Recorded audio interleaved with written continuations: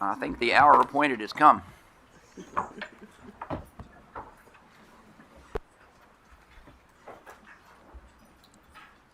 Okay. Well, first of all, welcome to the Federal State Current Issues Collaborative between FERC and NERC, and been looking forward to this for a lot of reasons, just to see so many people I know.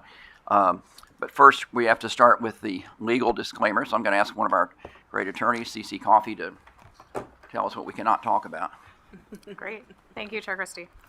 This is the time and place that has been noticed for the second meeting of the Joint Federal State Current Issues Collaborative to consider the matters that have been posted in the agenda issued on April 14, 2025, in docket number AD 24-7. This meeting is on the record, and a transcript will be placed into the docket. The public can listen and observe in the room and online. Any comments by the public can be submitted into the docket through FERC's e-filing system. Please visit the FERC website. Today's discussion will avoid the merits of any pending contested matter, and I will interrupt discussions if we enter that territory. Collaborative members can address matters raised in pending proceedings generally, but should not speak to the specific merits of a pending contested proceeding. Thank you. I would now like to turn the meeting over to the collaborative co-chairs, FERC Chairman Mark Christie and Indiana Utility Regulatory Commission Chair Jim Houston. All right. Thank you, Cece. And one thing I want to mention is we are creating a record. This is not just a chat show, okay? We are creating a record that can be used in future proceedings for FERC. So these FERC-NERC meetings, which we've been having now for several years, are very important, not just for the discussion part of it, but also it helps to create a record. The topic today is extraordinarily important because we all know that gas has now become so critical to our electric generation system. I think I saw a number that 47% of all power gen in America now is gas. So gas has become the just absolutely critical to our electric reliability system, and so but also important to so many other consumers in America, including manufacturing and of course home use customers. And so I want to recognize Tricia Pridemore, who's the president of NERC, Georgia chair, and so Tricia and I were talking a couple of months ago, thinking about, well, what's a good topic, and she said, well, let's talk about.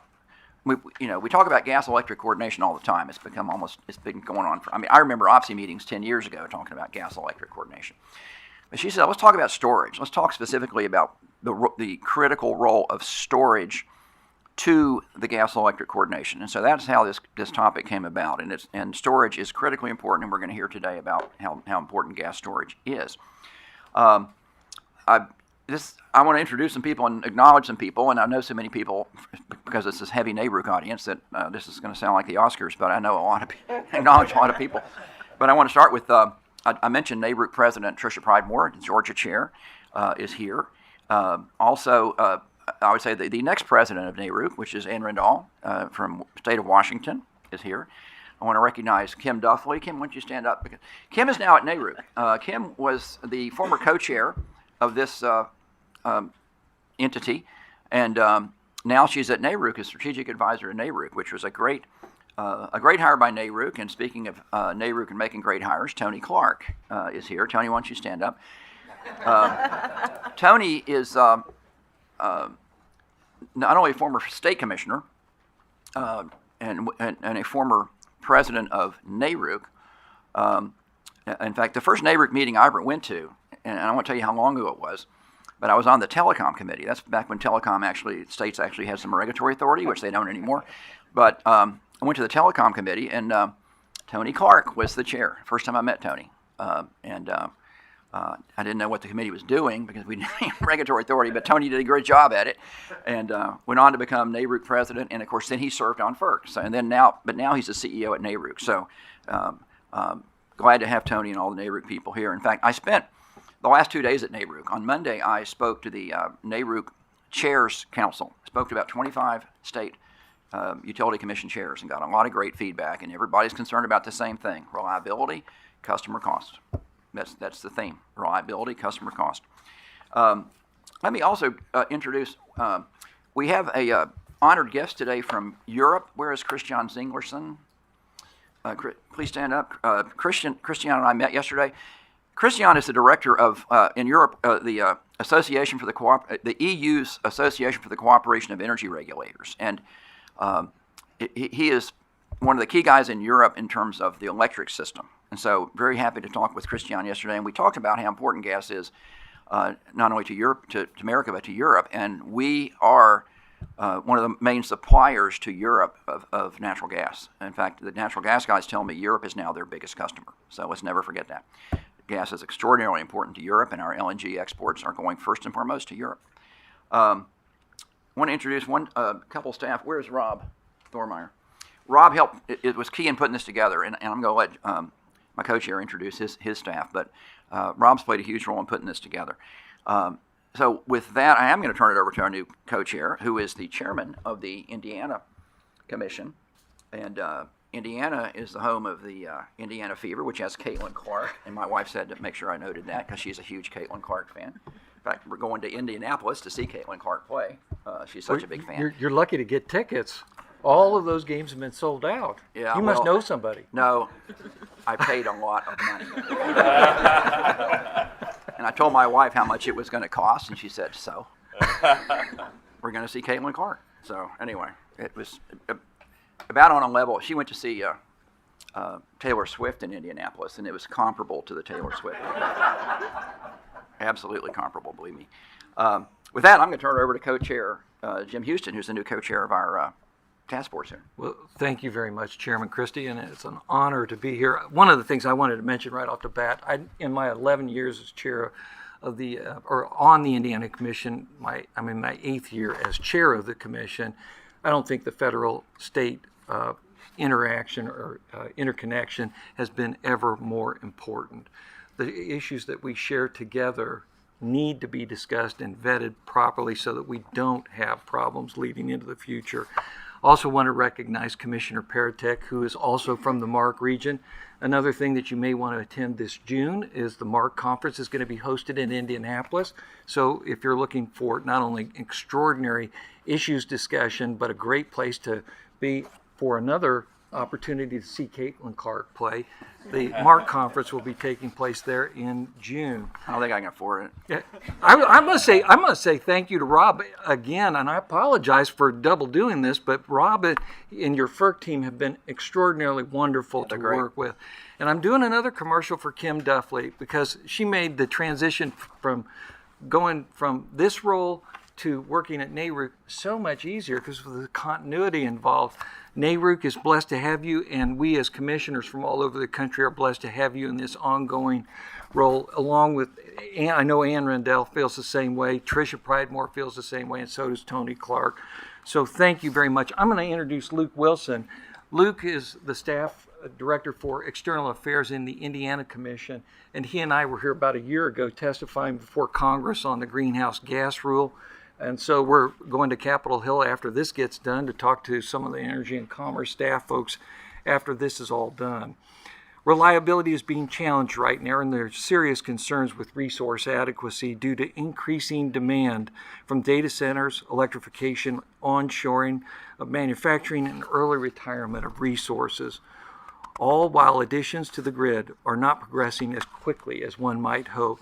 As the share of electricity becomes more dependent on gas, regulatory and market frameworks must evolve to facilitate these changes, ensuring that both systems can operate cohesively to maintain grid reliability, especially during extreme weather events. The value proposition of each system supporting the other is a goal I'm sure we can all get behind. In Indiana, our statutory pillars, our General Assembly gave us 5 pillars: reliability, resiliency, sustainability, environmental sustainability, affordability, and stability of the electric grid are all a part of the decision-making framework that we are guided by for each decision we make. And in the spirit of cooperative federalism, I'm also proud of the work that we've done to enhance grid coordination with the RTOs by issuing a general administrative order that encourages their input in generation petitions before our commission. We provide comments on their processes as well. And while we don't have all the answers, we have the right people in the room today and are joined by many others across the country and are looking forward to solutions. I look forward to today's discussion, and this cooperative federalism needs to continue at its ultimate level. Thank you, Chairman Christie. And I think you have a couple new Well, state that's members. right. We do have. And is Commissioner Brown on? He does not appear to be online yet, so when he joins, I will make sure everyone knows so he can have a chance Thank to you, speak. Rob. Well, I will turn to Idaho. Commissioner Anderson had been on the Idaho Commission and a part of this dialogue dating back to Anaheim last year, and now we're lucky to have Commissioner Edward Lodge from this great state of Idaho.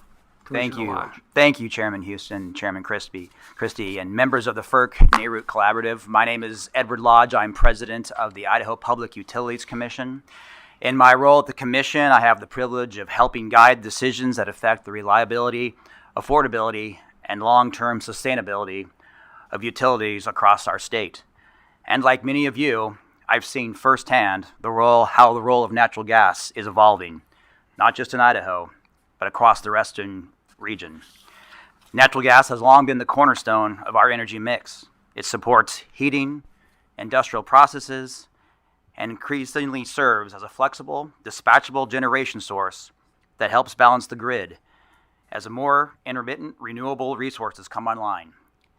In the West, where we're facing rapid growth, regional coordination challenges, and a heightened focus on decarbonization, natural gas continues to provide essential reliability and capacity. As we plan for the future, our job isn't just to keep the lights on, it's to ensure affordability and maintain a resilient grid. I look forward to today's discussions and working together on how we can responsibly position natural gas within an integrated energy strategy for the West. Thank you very much, Mr. Chairman. All right. Well, and we're not seeing. So I'll just. Do we have Commissioner? Okay. Let me just give a brief remark on the format. The format today is we're going to have all the speakers give opening statements, and then it's going to be an open Q&A. So it's very loosely structured, but to focus on the Q&A and getting into the discussion. But I want to go around the table and let all the members introduce who they are, and we're going to start with Commissioner Dieters of Ohio. Thank you, Chair. I am Dennis Dieters from Public Utilities Commission of Ohio. I've been on the commission for 7 years now. Judy Chang here at FERC Commissioner. Thank you. I'm Catherine Paratek, Michigan Public Service Commission. My name is Art Graham. I'm on the Florida Commission for 15 years. You've been around a while. I know you've seen it. One or two. Dave Rosner with FERC. Kim Barrow, Vice Chairman at the Pennsylvania Commission, 2 years. I'm Lindsay C. I'm a commissioner here at FERC. Good morning. I'm Pat O'Connell, Chair of the New Mexico Commission. Okay. All right. Well, thanks, everybody. Now we're going to move on to the speakers and get to the substance of what we're here for today. And so we're going to ask everyone to give opening statements, and we'll just go seriatim, as we put in legal briefs, and go right down the table and hear your opening statements. And then we're going to get into a general Q&A, and that'll be try to dig into some details. So we start with someone I think who's known to one and all in this room, and that is Jim Robb, who's the president and CEO of NERC. Great. And if you have to ask what NERC stands for, you probably are in the wrong room. Well, thank you, Mr. Chairman, and good morning, Chairman and Chair Houston and the assembled FERC and state commissioners. It's a privilege and an honor to speak with you this morning. I appreciate being included in such a distinctive panel of discussants this morning as well. So you all know I'm an unapologetic fan of natural gas generation as the resource that keeps the lights on across North America. And that's because both of the enormous amount of kilowatt hours that's produced by gas generation, as the chairman noted, but also because of the operational flexibility that it has to balance the variability in renewable energy production and, importantly, to deal with those problematic afternoon solar ramps. I've also been a very outspoken critic of the state of natural gas electric industry coordination. Since my time as the CEO of WEC in the Western Interconnection, and over the past 7 years in my time as the CEO of NERC, I've described these challenges as the most admired problem in the energy sector, and it's time to stop admiring them. A series of winter events in 2011, 2014, 2018, 2021, 2022 all demonstrate the challenges to the electric grid when power plants, pipelines, and upstream gas production isn't up to the task of operating reliably under extreme cold conditions. Our submitted testimony summarizes the key lessons learned and the needs in preparing the two sectors to operate under extreme cold. I don't want to take the time to repeat it here, but I would like to share a few thoughts with you on this important topic. First, it's appropriate to start by acknowledging the great work of both industries and leaning into the recent winter storms in 2024 and 2025. The winter preparations taken by both sectors allowed us to navigate extreme cold without major incident, and for that I'm quite grateful. It demonstrates that winter issues with natural gas fuel supply can be managed with adequate foresight and due diligence. That said, while we've taken good initial steps upon which we can build, there's clearly more to be done to improve planning and operating coordination between the two subsectors, ensuring the fuel system from wellhead to burner tip can match the supply needs of the electric grid. And the winterization requirements for power generation need to be implemented in compliance to the pending NERC reliability standards assured. And it's also very clear that we need to expand deliverability through both pipeline infrastructure and likely storage. I also have to step back and acknowledge that I really hate it when events give me new talking points. We're all aware of the major cascading outage that took place on the Iberian Peninsula earlier this week, with impacts felt in France and as far north as the Netherlands.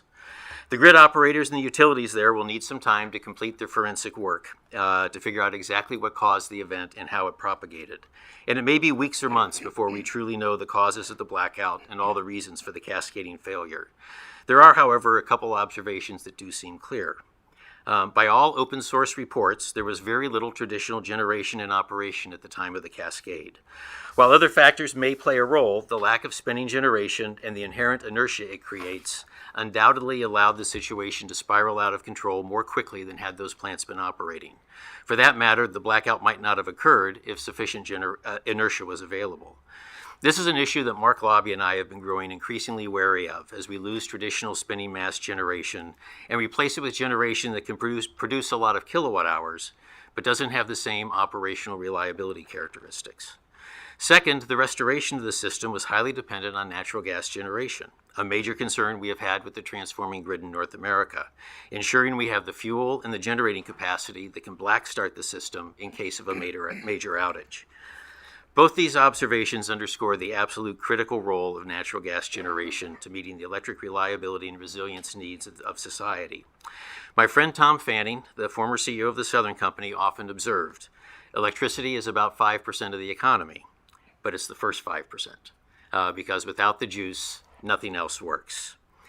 The Iberian event, along with the long list of NERC FERC winter storm investigations, reinforces the need for us to actually address these issues and not talk about them.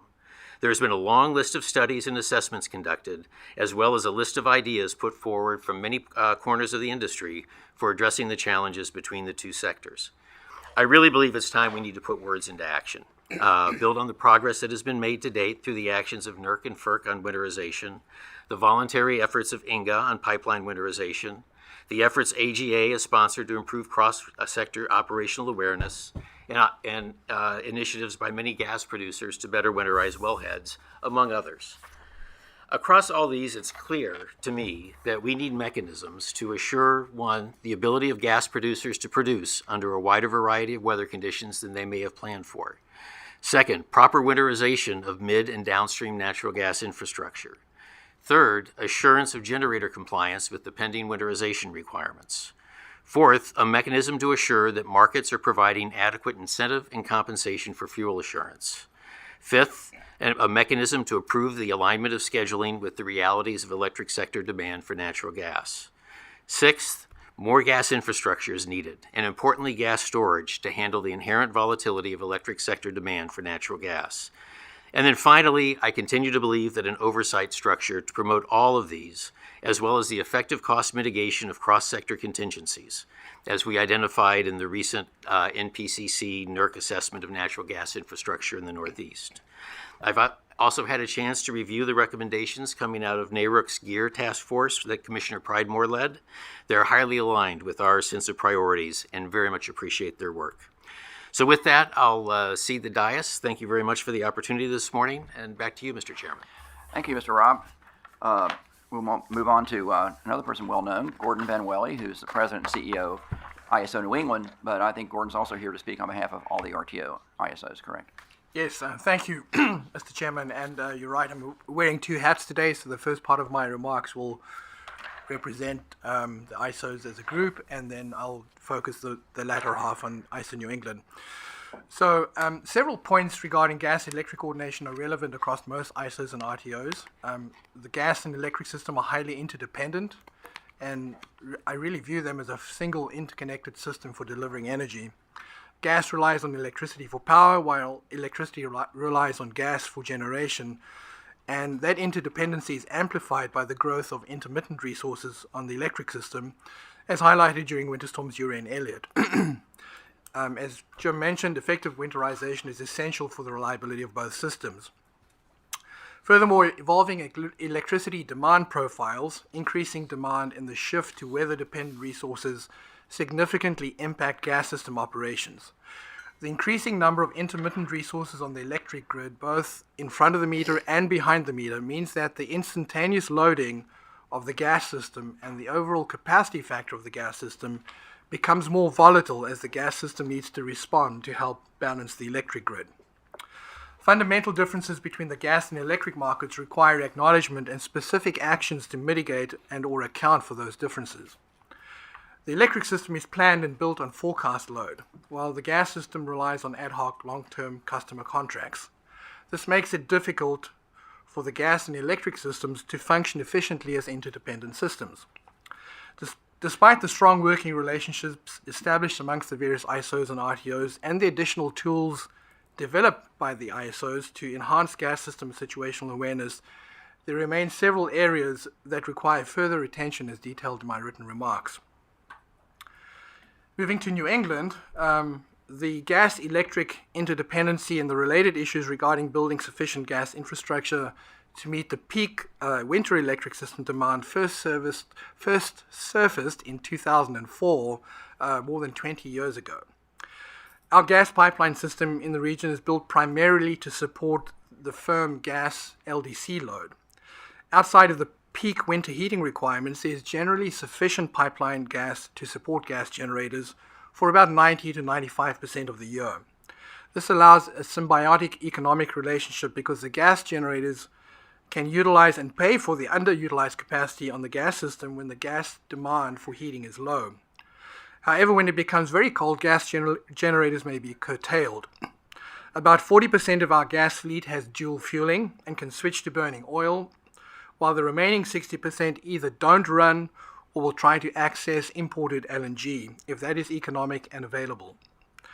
The region relies heavily on oil during these periods, and wholesale prices are very high because the spot gas price converges on the price of imported LNG. The New England states have made major investments in energy efficiency and behind-the-meter solar generation to dampen the wholesale demand for electricity and thereby provide an energy hedge to consumers. They also have ambitious policy goals to reduce the region's dependency on fossil fuels by investing in grid-scale solar and wind, with the objective of supplying the electric grid with carbon-free electricity and switching retail consumers to electric heating and transportation. This transition strategy depends heavily on the successful deployment of renewables, imports from Quebec, and retaining and developing sufficient balancing resources to maintain electric system reliability. Electric demand in the region is expected to roughly double over the next 2 to 3 decades, shifting the electric system to a winter peaking system. The state's carbon-free policy goals will significantly impact the demand for gas. Gas is the primary balancing fuel in New England. 50% of the energy comes from gas today. Our expectation is that the peak demand for gas will gradually increase over time, but that the average demand for gas will decrease over time. This compounds the economic challenge for investing in new gas transportation and storage infrastructure, and I agree with the notion that more storage is needed, since the cost recovery of this infrastructure will be based on lower volumes of gas. The region has long recognized the adverse economic effects of gas system constraints. About a decade ago, the region came close to a solution where state-regulated electric distribution companies would become the counterparty to build incremental gas infrastructure, resell the firm transportation to gas generators, and pass the remaining cost differences on to retail electric consumers. It was effectively a physical hedge against volatile energy prices. For a variety of reasons, that initiative did not proceed. The most recent regional strategy has been to offset the gas constraint by using imported hydroelectric energy and offshore wind to displace the need for gas and other imported fuels. The New England states are striving to balance the three objectives of reliability, affordability, and environmental impact. Recently, the issue of affordability has been given more emphasis, and the idea of possibly investing in additional gas infrastructure has resurfaced. However, it isn't clear if there is an available counterparty in New England to commit to the long-term contracts that will be required. So in summary, any viable solution to the gas constraint issues must involve and requires the support of state officials. And thank you very, very much for the opportunity to present these remarks this morning. All right. Thank you, Gordon. All right, Karen Harbert, President and CEO of the American Gas Association. Thank you for the opportunity to be here. There we are. Thank you to the co-chairs of the collaborative. So red is not green. Okay, got it. Sorry about that. Thank you again for the opportunity. I represent America's distribution companies, about 200 of them, that deliver natural gas to 189 million Americans every day in their homes. That's more people than voted in either of the last two presidential elections, and 5.8 million businesses. We add a customer every minute of every day. We added 660,000 customers last year. In fact, Michigan was the state that actually increased the most, Commissioner. And we had 60 businesses every day. So we are growing, and we are quite proud of that. We've engaged in a number of these forums at NERC, at FERC, at NASB, at NARUC, at GEAR, and are committed to this collaborative as well to continue the engagement. And the reason is because our members, the LDCs, operate under a franchise agreement with the states. And in there is a requirement and an obligation to serve. And that means not serving every once in a while. It's 24/7, 365. So we have to have a very different business model and planning model to actually service the demand. The first thing we do, obviously, is to develop long-term supply and transportation agreements. The second thing we do is we invest in our system. We modernize the system to safely deliver gas. We invested $38 billion in the system last year.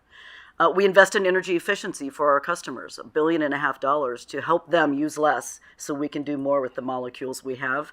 And last but not least, and what's going to be a focus of my remarks today, is to invest in storage capacity. You have a report at your desk that we released yesterday that goes into much more detail than I will bother you with today about the value proposition of natural gas.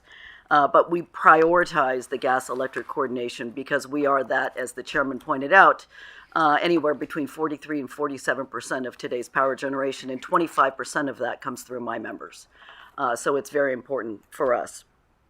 Pertinent to this discussion, and it's been previously referenced, is the work going on at NARUC and the GEAR Task Force. And the GEAR Task Force, the first recommendation that came out of the GEAR Task Force was to establish a platform for industry and regulators, both at the federal and state level, to exchange information and to get far more granular about our readiness for both the winter but also for extreme weather events. It was recommended back in October that AGA take the lead on this forum. We graciously accepted and were able to host the first annual summit in December of last year. Moving on, we're going to go to a more regional format in addition to the annual summit so that we can get what's going to work for a hurricane in Florida is not going to work for polar vortex in the Midwest. So having regional forums, the first one will be June 1 in Portland, and the second one will be June 8th in San Antonio. We are appending these to already existing meetings so that there's no additional travel or obligations for commissioners or other staff to attend. In addition to those meetings, we will have at the back end of those meetings an actual tabletop drill so that all the players will actually have to make decisions in real time about how they operate, and then that will lead to further discussions on areas that we excelled at and areas where we need to improve. Moving on to storage. So the report that I mentioned, storage has a very strategic value for the industry. It tempers price volatility. So when prices are lower, we can fill up storage. It's seasonal balancing. And I'm going to talk about how we used to plan for the winter, but now we're planning for two other things now. It's emergency supply when something happens, if there's a disruption. Grid flexibility, as previously mentioned. And renewable integration so that we can back up the growing renewables that are coming into our system. There are two principal ways that we actually operate the expansive storage that we have. I'll point to the report. There's a chart on page 16 that shows all of the underground storage that we have. So think salt caverns, aquifers that we use.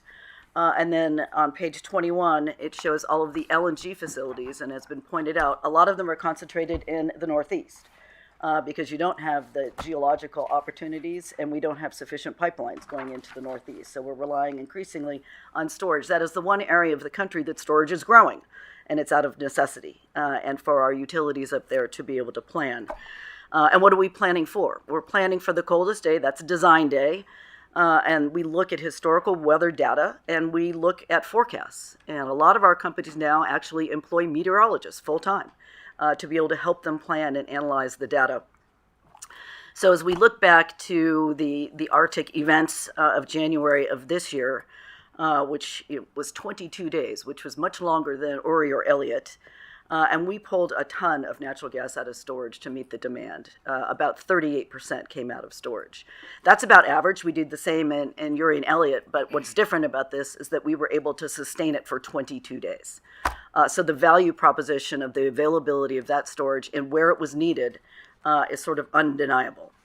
However, we're also planning for the hottest day, since we are now a bigger part of the air conditioning cycle, if you will. We've had to plan for the hottest day, which was last July, and we pulled a lot of natural gas out of storage, which is normally a time when we are injecting into storage. So now we've got competing demands for those molecules, and so that's why we're going to need to actually have a serious discussion about adding more to underground storage.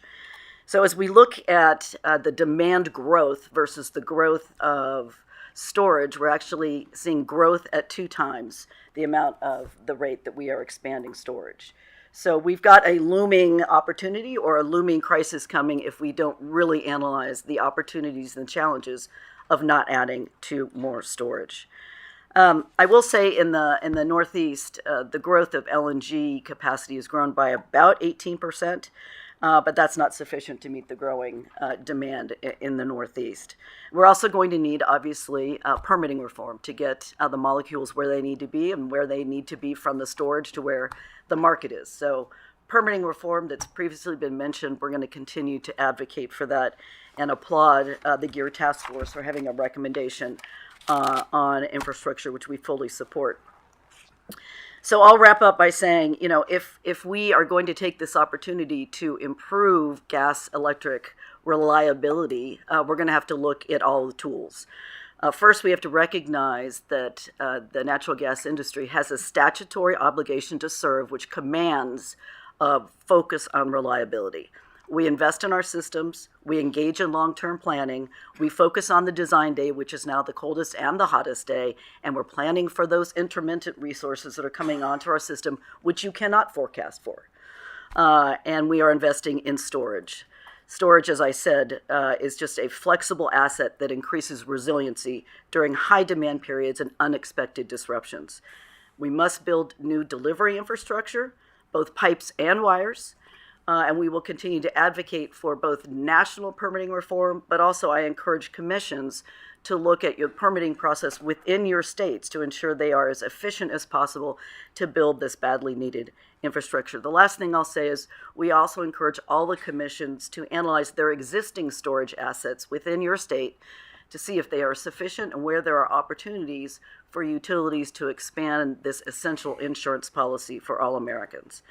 thank you very much, and I look forward to talking about how, as the chair pointed out, natural gas will enable the economy of the future with artificial intelligence, data centers, advanced manufacturing, and the competition that we all face across the country and across the world. Thank you. Okay.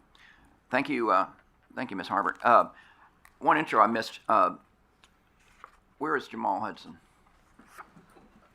I want to introduce Judge Jamal Hudson. He's a Virginia commissioner, and before he went to Virginia Commission, he was here at FERC, and he went to the Virginia Commission about the same time I came to FERC, and I always said it was a trade and Virginia won. But I want to recognize, he's also, and I recognize him because he is, I think, under the NERC titles, he's the next in line to be president after Ann Rendall. So very proud of that in Virginia. I don't think we've ever had a president from Virginia. Okay. With that, I'm going to move on to Nancy Baggett, who's Senior VP for the Electric Power Supply. And if you'd explain, Nancy, who you represent. I mean, who is in EPSA? Absolutely, I will do that. Thank you so much. And thank you to everyone for inviting us to join and participate in this discussion. I am Nancy Baggett, Senior Vice President of the Electric Power Supply Association, EPSA. EPSA is the national trade group representing competitive power suppliers. So this includes independent generators and marketers who rely solely on competitive markets and competitive markets constructs to support their facilities, their operations, and to incent in the investment in both new and their existing resources. That said, my remarks represent EPSA as an organization, not any particular member company. That is within our fold. Our members represent approximately 175,000 megawatts. That's about 20% of the installed capacity in the nation. Of that, quite a bit is natural gas fired, though our portfolios do include generation that is fueled by every single type of resource that is available. Having already heard from NERC and ISO New England and all of the ISOs and RTOs, I don't really need to repeat how vital these two industries are to each other and how that interdependence is growing, certainly as the power system is evolving. I will reiterate, though, that while there are improvements still needed and gaps that may need to be addressed, having participated, sort of like Karen, in almost every conversation we've had on gas-electric interdependency and coordination over the past decade, we do also need to be careful to protect the very functional operations and coordination that takes place almost every day of the year. So that said, what is happening today? Things are changing for both systems, particularly on the power side. Power generation is becoming a larger user of natural gas, but how those generators operate is changing. They are needed even more so during critical periods, but they also are needed for the flexible, dispatchable resources that back up a system that is evolving to include intermittent resources that can go offline. And it is largely the gas-fired generation that has the capability to offer the quick start or the fast ramping that's necessary. And that creates a change in the way that some of these generators are using the natural gas that they rely on. At the same time, both systems are getting tighter. Reserve margins in power markets, as we all have seen and we read about every day in the trade press and even some of the mainstream media, are shrinking as resource adequacy is just an increasing concern in almost every market. And then the gas system is hampered by the difficulty in building needed new or additional infrastructure all across the value chain.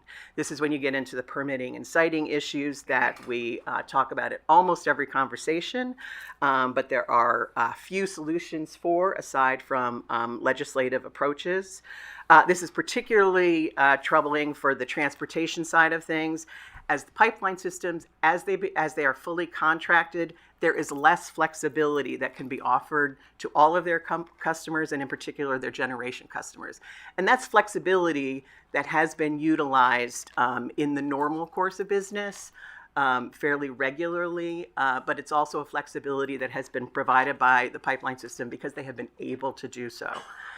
So what do we need looking forward? I have to say, the improvements to the communications and protocols and the many getting to know each other initiatives that we've undertaken over, say, the past 3 to 4 years have made real tangible differences. In the Natural Gas Readiness Forum being just one example. With that improved communication, what we have seen is also more sophisticated and nuanced understanding of the operational capabilities and constraints on both systems. And this includes differences, for instance, across different types of pipeline systems. ISO and RTO system dispatchers are understanding those differences and have much better communications individually with generators to understand what their fuel situation may be going into a particular situation or more on a normal course of business. And how these two systems impact each other, what needs to be done from the ISO RTO perspective to deal with those constraints, limitations, or emergency protocols that are occurring on the natural gas side. The FERC NERC report that just came out on the Arctic events, I think, really demonstrates this quite clearly. The level of improvements that do come from the communication issues, the protocols, outreach, and education. On the power side, this better understanding led to more advanced notification and changes in the approaches to scheduling going into the Arctic event this past year and emergency events looking ahead. But what do we need on the power side? We do have to look at products that can be developed, identified, and then valued to signal the need for scheduling for fuel procurement, and how that procurement occurs. This can include products like multi-day reserve products that signal and value fuel procurement, services that utilize gas storage as part of the insurance product, and that will help generators provide quick start or fast ramping capabilities. At the heart of all of this are mechanisms to allow cost recovery for fuel supply procurement and assurance. This is the energy adequacy that Jim Robb has referenced quite a bit lately. We've moved away from sort of capacity adequacy or resource adequacy and really need to think about the more holistic energy adequacy to keep the system reliable. This tends to be a greater problem in holiday weekends, and I do not know why these storms always occur on holiday weekends, but that does seem to happen year after year. We really should be addressing emergency fuel cost recovery on a more general basis. I'm particularly interested in the discussion we have today to build on the successes that were outlined in the FERC and NERC report on the Arctic events. They did seem to underscore that there are some best practices, some baseline best practices, but one of my takeaways from that report is how much protocols and processes that have been successful vary by region. That has a lot to do with the geology, the existing infrastructure, the ability to develop new infrastructure, fuel access in different regions, or the lack of certain fuel access.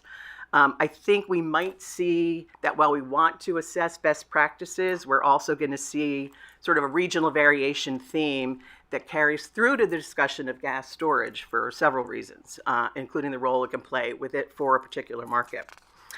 I see this among my member companies. Any particular unit, depending on where it's located, can be served by a different type of natural gas procurement. It makes sense to hold firm contracts for either supply or transportation. For certain generators, for others, they actually may have a more firm product, relying on a fuel or asset manager that has a panoply of tools at their disposal. I really feel like where we end up in this discussion is two different places. One is the difficulty in building new infrastructure for both markets. And so I think we will talk about this quite a bit as we go forward, looking at storage facilities for LDC use and generators use and reliability. But there are also these, what we've come up against, I think, are the challenges that are created by having very different business models. As was just pointed out, the gas system is based on long-term contracts almost entirely. The power system includes reserve margins so that the system can meet unexpected peak needs. There's slack built into the system, which is not the case on the gas side. And really, the power system sort of runs on a real-time and day-ahead cadence. At most, there is a 3-year forward price signal for that sort of planning. So I very much look forward to discussion going forward. And again, thank you so much for having me. Yeah, thank you. That been a lot of questions there. Look forward to getting into it. I committed a big faux pas. I said that Jamal Hudson was would be the first NERC president from Virginia, and Judy Ogman, my running mate and close friend for 14 years on the Virginia Commission, was the NERC president. So I hope Judy was not watching when I said that. So I want to correct that. Judy Ogman was the first president from Virginia, but Jamal's next in line, so we'd be proud of that too. With that, let's move on to Paul Ciccio, who's president of the Industrial Energy Consumers of America. Yeah. Good morning, and thank you for the opportunity to participate. Manufacturing companies compete globally and are price sensitive. Therefore, as federal and state policymakers address gas-electric matters, it is critically important to consider the impacts to the manufacturing sector. Energy reliability is essential because when there is inadequate supply of either natural gas or power, it is the manufacturing companies that are always the first to be curtailed. Curtailment can cost millions of dollars per day, disrupt operations, damage equipment, impact supply chains for consumer, industrial, and national defense products. Point number 1. We believe that the natural gas pipeline capacity reliability is much worse than policymakers understand. We know this to be true because manufacturers have largely relied upon non-firm pipeline capacity, and it's non-firm pipeline capacity that's the first to be curtailed. The recent winter weather has once again shown the fragility of our nation's natural gas system as 44 interstate, intrastate, and LDC pipelines from across the country have issued either operational flow orders, restrictions, or curtailment notices to manufacturing companies to reduce demand in order to service the needs of homeowners, power companies, and LNG exports. Throughout history, non-firm capacity has always been available. That is not the case anymore. Pipeline warnings, notices to reduce curtail supply are now, both in the summer and the winter, more frequent, more severe due to higher demand for power and for LNG exports. Due to the nature of manufacturing, very few manufacturers can do long-term, firm capacity contracts due to the changing and to the uncertain demand of their products. If they enter into long-term contracts for firm capacity and their demand decreases or they have to shift production to another site, they must still pay for the contracted capacity. And firm capacity costs as much as 300% more than non-firm pipeline capacity. This winter, some manufacturers saw their natural gas prices increase 20-fold. Point number 2, until there is more natural gas pipeline capacity and hopefully SMRs make it, we need to keep coal-fired power generation units operating. The manufacturing sector is especially vulnerable along the entire East Coast, from Georgia to New York, which is supplied by the Transco pipeline. There is zero firm pipeline capacity available on that pipeline. Manufacturers have not been able to expand existing facilities or invest in new ones up and down the coast. Although all of these states are dependent upon one pipeline, each utility makes independent decisions to shut down coal-fired electric generation units or build natural gas-fired generation without any consideration as to whether there are any natural gas capacity left for the manufacturing sector.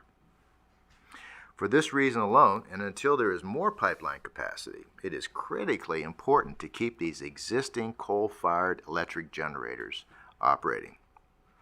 We are on record requesting that FERC hold a technical conference on this very matter.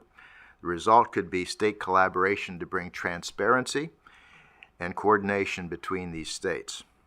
Coal-fired electric generation also plays an important role in keeping natural gas prices from escalating.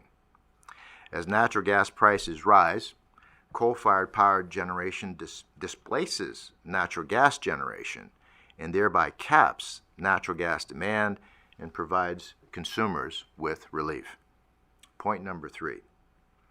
Because natural gas storage inventories are the most important determinant of price and reliability during the winter peak demand months, it is important that policymakers address the growing impact of LNG exports on inventory levels. EIA data makes clear that LNG export shipments are maximized during the winter heating season. The increasing demand, LNG demand, reduces inventory and puts upward pressure on the price of natural gas. And given the anticipated increases in LNG export capacity, we urge policymakers to initiate an inventory policy to insulate U.S. consumers from the impacts. IECA has a suggested policy. That concludes my remarks. Thank you. Thank you, Mr. Cicio. And we'll move on to Ed Bain of Dominion, Virginia. All right, good morning, Chairman Christie, Co-Chair Hudson, and members of the FERC NERC Collaborative. I want to thank you for allowing me to speak today on this perennial topic, and one that we've worked extensively with PJM. So I'm Ed Bain, President, Utility Operations, and Dominion Energy Virginia. We operate a vertically integrated electric utility with generation, transmission, and distribution assets that provides electric service to 2.8 million customer accounts in Virginia and Northeast North Carolina, and Dominion Energy South Carolina, which serves 800,000 electric utility customer accounts and 500,000 gas utility customers in South Carolina as well. And so keeping the lights on safely and reliably and during both normal and extreme operating conditions remain the company's foremost responsibility. We believe that being proactive and anticipating future needs puts us in a better position to meet customer needs and expectations reliably and affordably.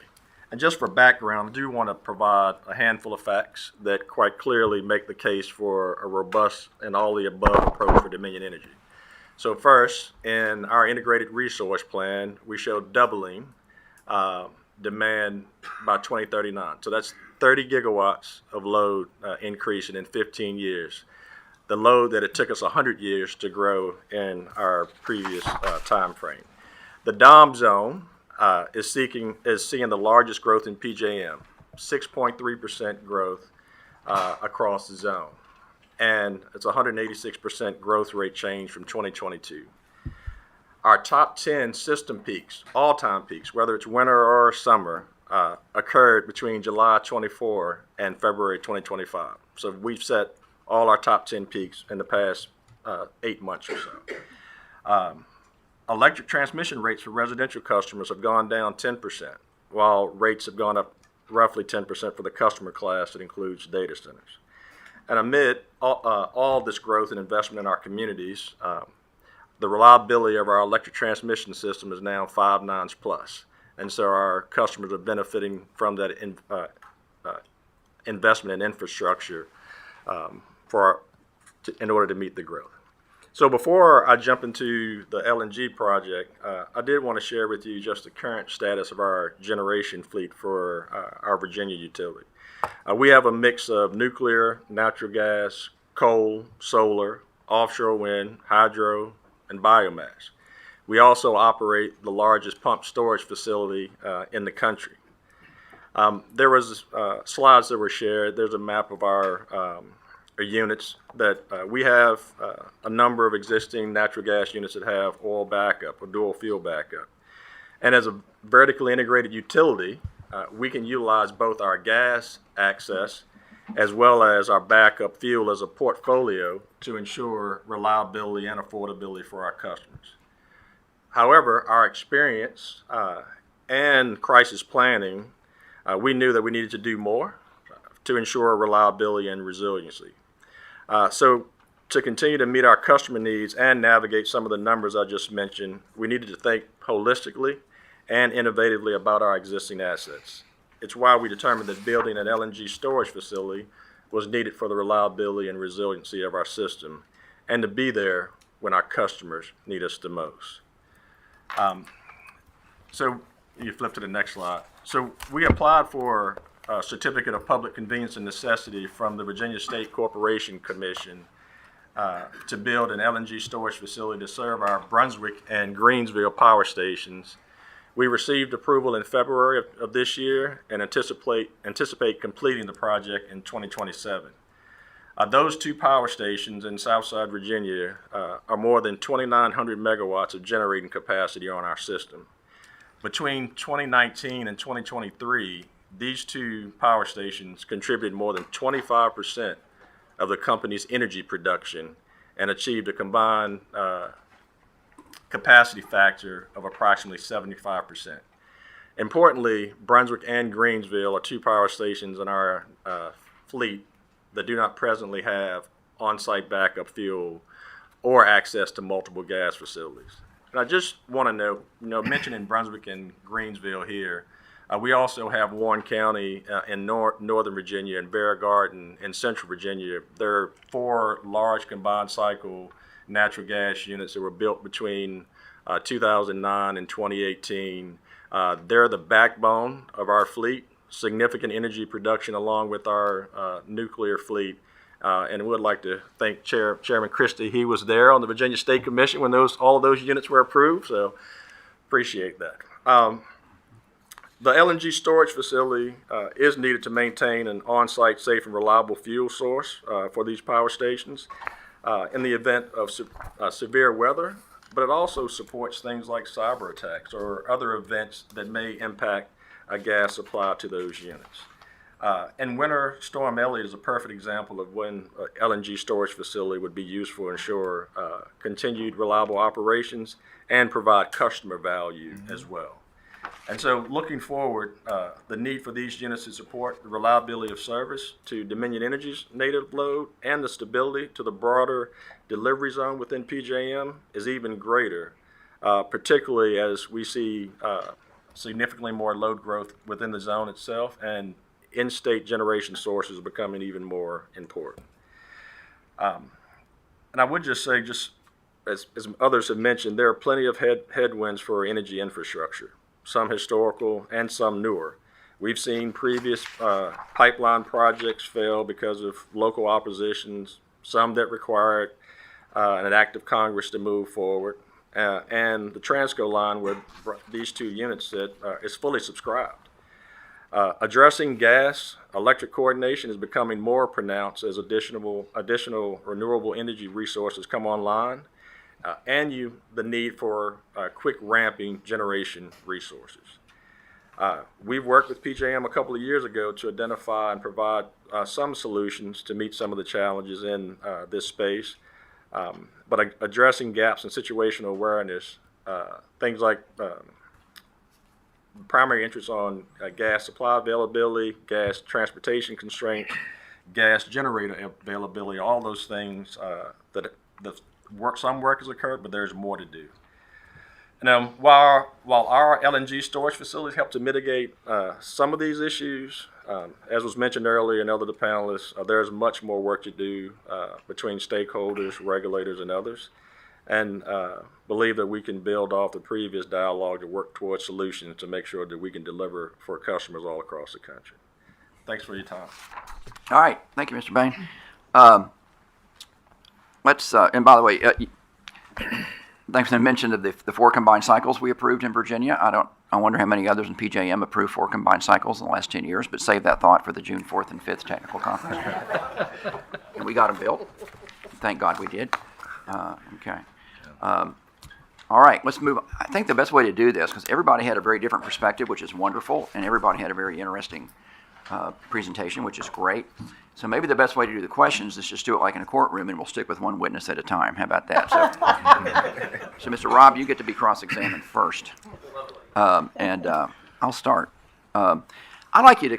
You mentioned the outage in Spain and Portugal, and I think that the generation mix at the time was about 60% solar and about 10% wind. And explain and we had a presentation from NERC at our last monthly meeting about frequency and the dangers to to the stability of the grid. Now, the focus of your presentation, Mr. Lobby's presentation, was about the large load customers and what happens if they suddenly go off and it throws off the frequency of the grid. And now we're talking about inverter-based resources, intermittent resources in Spain.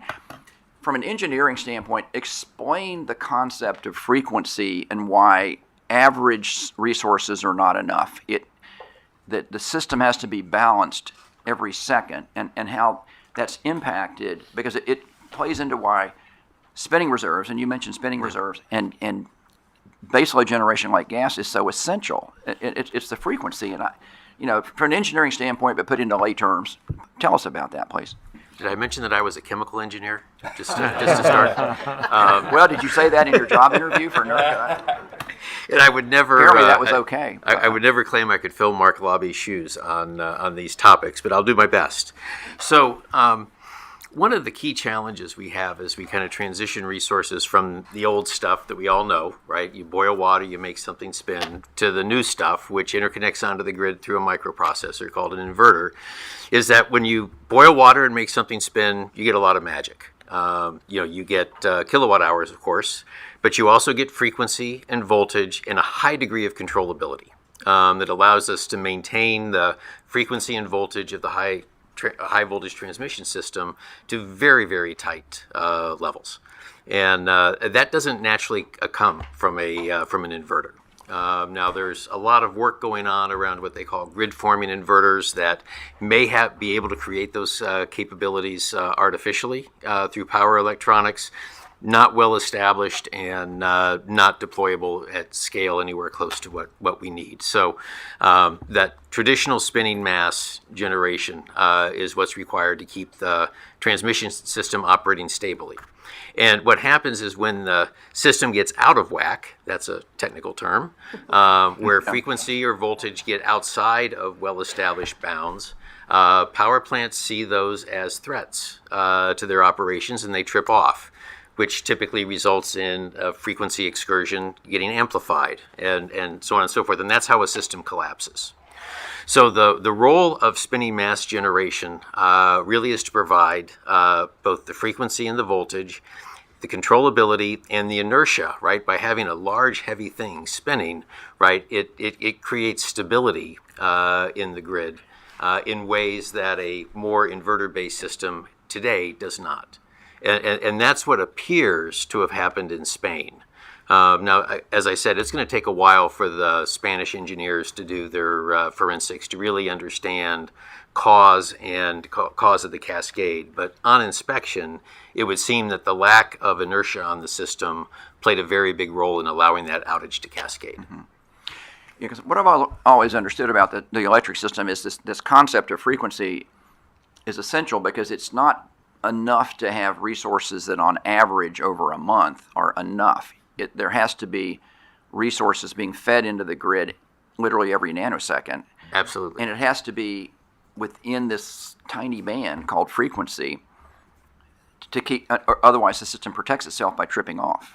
Correct. And if you don't maintain frequency within those bands, load starts to have all kinds of problems. Motors get destroyed and so on and so forth because the whole system in this country is all built around 60 hertz. And so there's a slight tolerance for frequency excursions slightly above, slightly below, but I mean slightly. Same is true of voltage, right? When the lights dim, right, when you turn on a toaster or something like that, that's because there's a little momentary voltage excursion. So these start to have consumer impacts very, very quickly as well. So that's why the controllability of the resources on the system, as we understand it today, is so important. And load can affect that too, because again, in Virginia, we had the incident with the large data centers themselves going off, which from the other side of the coin, from the load side, correct, threatened the frequency of the system as well. Yeah, that's a less well understood phenomena because typically our issues have been we lose generation and we have voltage dips. When you lose load, you get an over frequency condition, but it's still an issue that the grid operators need to manage their way through, which is why we're spending so much time on the integration of large loads onto the grid just because of the incidents that happened in Virginia, really illustrate the dynamics on both sides of over-frequency and under-frequency as a result of the inverter behavior. Okay. Let's go around the table and just ask if anyone else has questions. We'll start with Commissioner Dieters, Ohio. So red is on. Okay. Red means go. Thank you. Yeah, thanks again. And I just wanted to point out that coming from a state that's restructured, these conversations are super critical to us. We've given, to a great extent, the keys to reliability over to our federal colleagues and our RTO and the markets, and it's been a challenge. So having a commission, a federal commission that's willing to engage, and I compliment Chair Christie and his predecessor, Chair Phillips, on the efforts here, because we really thirst for that in Ohio. I have a question that I think is probably rather Ohio-centric, maybe Pennsylvania-centric. As we speak, I think our legislature is putting together some legislation that will incentivize natural gas fueled generation in Ohio. There'll be a number of incentives packaged, and the main thrust is to improve our reliability efforts, and that's welcome. One of the side pieces, though, and one of the things that I think we need to pay attention to is a lot of the generation that may be built could be BYOG for data centers. Not as exciting as BYOB, probably, but super critical when we're dealing with a reliability crisis in our RTO. So my concern, looking into the crystal ball, is when the data centers and these big tech companies who are working with speed to market issues and have frustrations with regulators wanting to get these data centers built, and they do have a BYOG plan. I think that the priority fuel is going to be natural gas. Nuclear's down the road. Coal is probably out for a lot of the carbon targets that these companies have. So my question, and this is to Jim or anyone that wants to address it, how do we deal with the potential for another customer class, not traditional gas customers, not generators that are serving the RTO? How do we deal with another customer class that may have the ability to get these plants built quicker and have different contracts, may be willing to pay a premium for this gas? How do we tread lightly to make sure that we're not sacrificing reliability for ratepayers? I'll take a first stab, but there are probably others on the panel better able to address some of the specifics there, because it's a very multifaceted question. The one piece I would say is that whether the generation sits behind a data center or sits on a utility network, it's still going to need a gas turbine. It's still going to need gas. It's still going to need pipeline capacity. And I don't know the specifics of Ohio's natural gas infrastructure. I would guess it is probably relatively stressed, but you're sitting on top of enormous gas reserves in the Marcellus and Utica basins. So I think any way, shape, or form, generation, irrespective of where it connects, who owns it, is going to need gas supply, and that's going to require infrastructure to get it from where it's produced to where it's going to be there. So I think the issues around siting and permitting of infrastructure are going to be as robust for those resources under that structure as any other. Beyond that, I think we get into areas that I don't have expertise, but others probably do. So I have a thought to share with you, which I think the problem, it's a very good question. The problem is there's nobody who can answer your question. So, and that's the problem, right? So if you look at it from the transmission perspective, you have people that are required to analyze the transmission system and what the infrastructure is required in order to meet the forecast demand. And that's essentially what you're asking. There's some forecast demand out here, or some amount of demand that's not being forecasted right now for gas, and you don't know whether the infrastructure is up to delivering it. So I think that's the problem with the contract model in the gas system, and the fact that there's nobody looking at the gas system from a planning perspective. So what's ironic about this is on the electrical side of things, we have all these requirements stemming largely out of the 2003 blackout, where we have to analyze the system, plan the system to make sure that it can meet forecast demand, ensure that the system can survive a single element contingency, etc., etc. There's nothing like that in the gas system. And so I think the first step that one has to take is to have somebody who's tasked with analyzing what's coming and what's required so that you can understand the gaps. Once you've understood the gaps, you can decide what to do about it. But until you take that first step, where you're sort of looking at this thing systematically, your question will never be answered. And you'll find out in an ad hoc fashion as things start failing.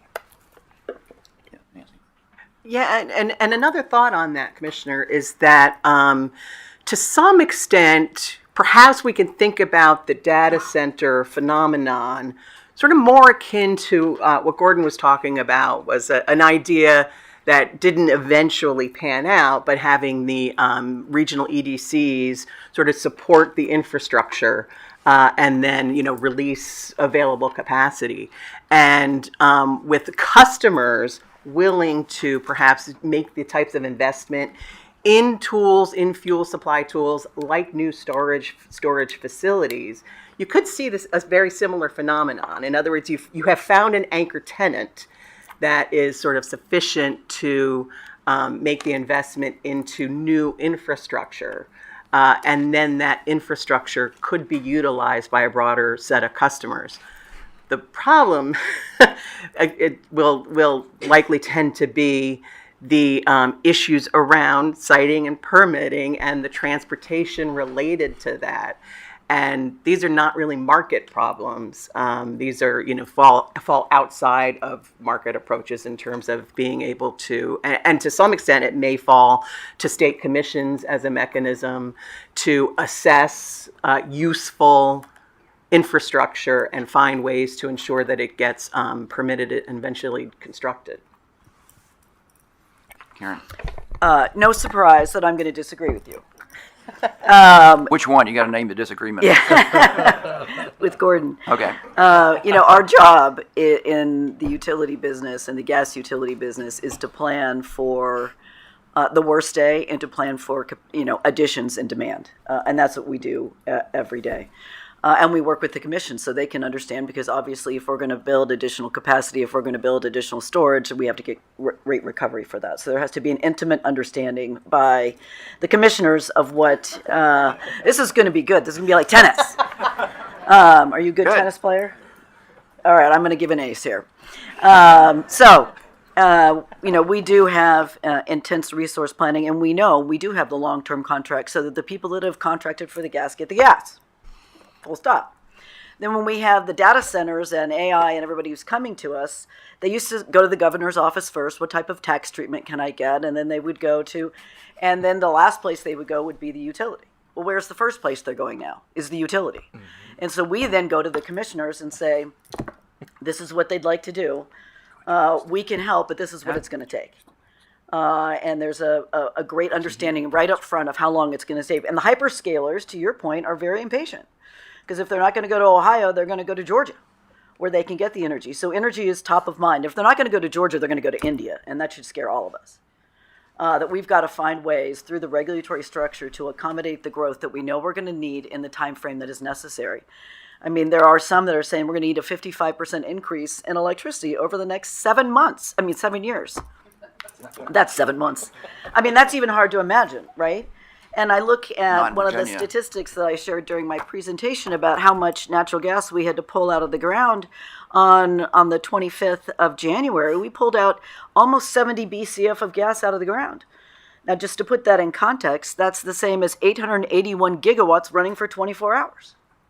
That's not sustainable. So I was kind of stunned to hear we should keep coal on, we need more oil. What we need is more pipeline, more capacity, and a better process to be able to bring these things to market in a time frame that is relevant for the tech sector. And that's going to take some uncomfortable decisions going forward, but we're going to have to make them. May I? Yeah, so That was a great shot. I scrambled down the baseline and I'm lobbing it back over the net.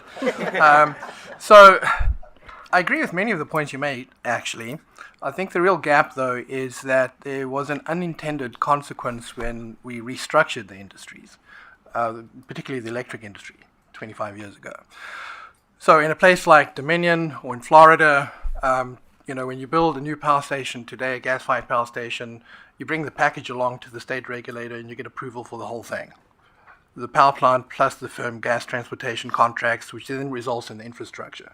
So when we unbundled the industry 25 years ago, we broke those linkages. So now the problem becomes, in the LDCs, of course, are required to plan for the forecast firm load from gas customers. But they're not required to plan for the forecast demand from electric generators in Nancy's sector. So I think that's the problem. And one other point I'd make here, which is if the one objective of the gas system is to deliver gas to residential gas customers, one of the things we discovered after we did some emergency scenario work with our LDCs and EDCs in New England, this was after Winter Storm Uri, and watching the horror of what played out in Texas, what we discovered was that the LDC system there are very severe consequences to electric load shedding. So if there's a situation on the electric system that requires the system operator to maintain bulk power system reliability by shedding load and rotating that load, what our LDCs told us is they can't do that because when you turn off a bunch of gas customers and you turn them back on again, you get this instantaneous draw on the low pressure gas system, which causes a flame out. And then you have weeks worth of restoration ahead of you. So my point here, I'm sort of making 2 points. The one is this interdependent nature of these two systems. But on the one system, on the gas system, it's not a criticism, it's a reality. We're not planning it to meet the full demand that's being placed on that system, both the average demand that will be placed on it over time, as well as the instantaneous demand that is placed on it for purposes of balancing the electric system. And so for regulatory purposes, we've tended to view these two networks as sort of silos with some interconnections. But really, if you think about it, it's one system for delivering energy. A gas furnace doesn't work without electricity, and vice versa, right? And so we have to think about this more holistically and more systemically in terms of how we plan for these systems and ultimately invest in them. I agree with you, we need additional infrastructure. It has to be paid for, so we need mechanisms for doing that as well. I just have to say, I want you to say every word you just said at our June 6th technical conference, because you said it's about the whole system and how we finance the energy delivery system. And Dominion built 4 combined cycles because they're a vertically integrated utility, and when we approved them in Virginia, there was no question of financing. They got financed and they got built. And I think your point about the system itself and the whole structure is right on. And of course, you come from a region which restructured and went completely away from the idea of vertically integrated utilities that bought the whole package if state regulators approve. So I would just save that for that tech conference, because I know you're one of the speakers in that. And we can debate it. It's a great issue to debate, but I think you put your finger on the big question about it's the whole system. Right, and there have been enormous efficiencies gained through restructuring, but there were also trade-offs. And so then you're in the space of, well, what do you do about this trade-off which you hadn't thought about 25 years ago? That's the space we're in today. Mm-hmm. My co-chair, your time. Well, I've got a lot of different questions, and I love the stability question because that's where the frequency issue comes up significantly in what is empowered in our legislation in Indiana. It's one of the 5 pillars. Our manufacturers rely on that stability for, we're a big state with heavy manufacturing presence, melting metal, moving tons of molten metal around. You do not want to stop the pour in the middle of so the stability is not just system-wide, it affects everybody up and down. So I appreciate that, and frankly, it's one of the lessons I learned from the first tour of the MISO, headquarters operation, and watching that stability line and the range within that frequency for which everything has to be maintained. So I'm going to ask my Jim Robb question, because we we've seen the NERC publications on the areas of the country where they're more at risk than others. And frankly, the Midwest is one of those that is significantly targeted. This may invade into Gordon's question and actually the June technical conference as well.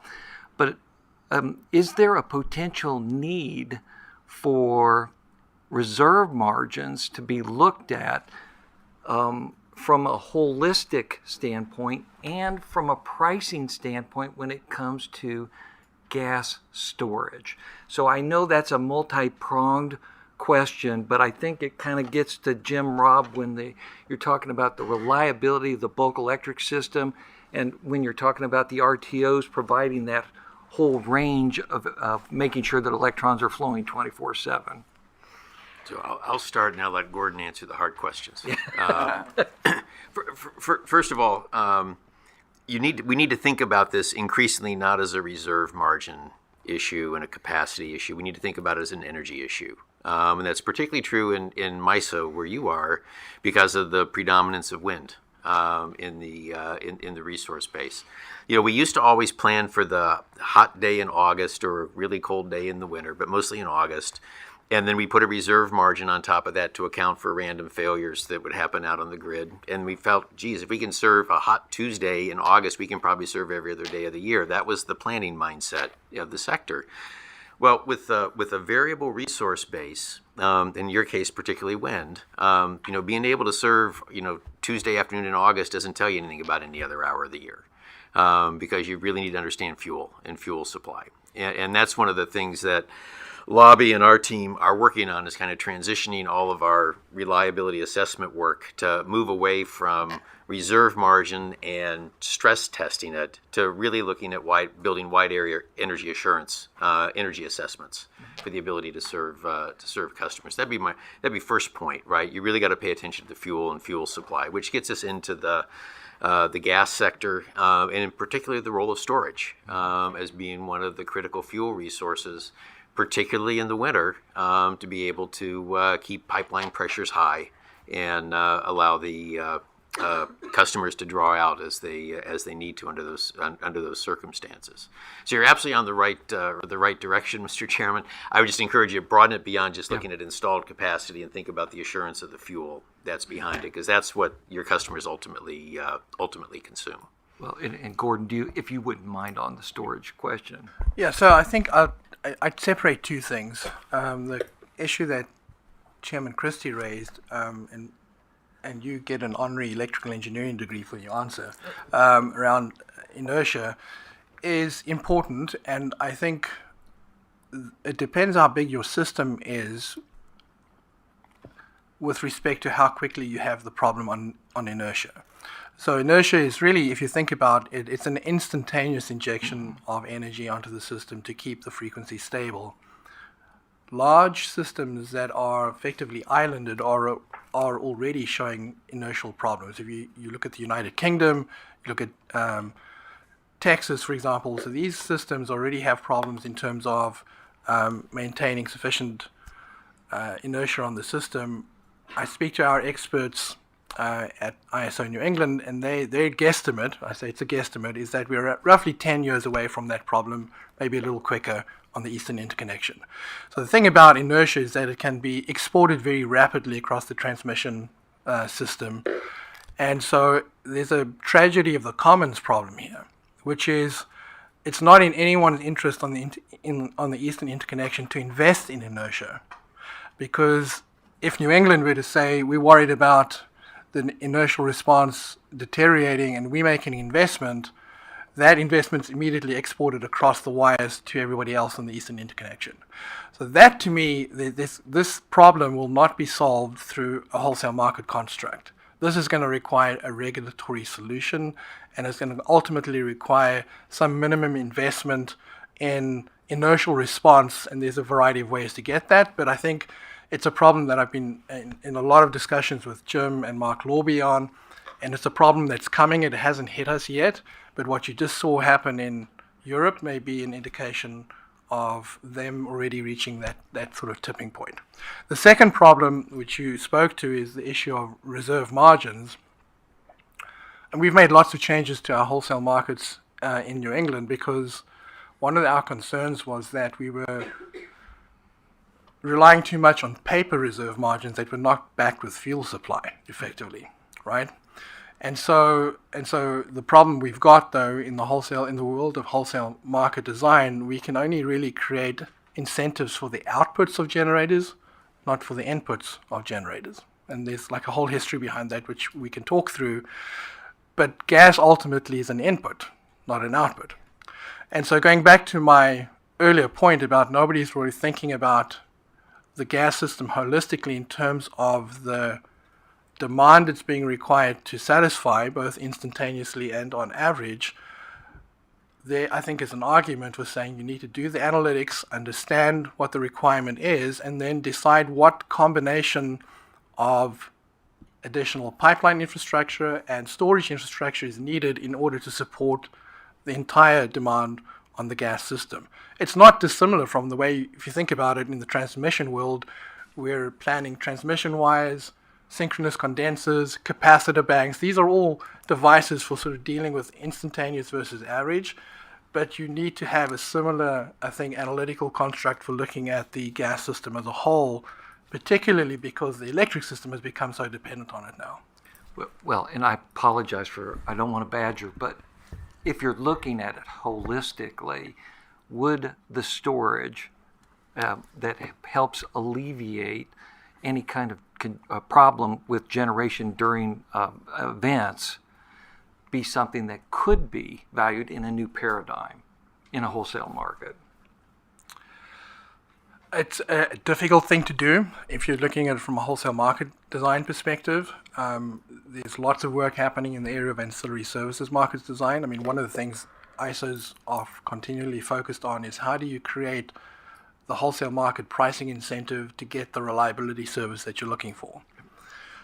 The problem, and I spoke to it in my written remarks ultimately, is that the merchant generator has a choice. I mean, they can invest in something to firm up their fuel supply so that they can provide the service, but they're not required to.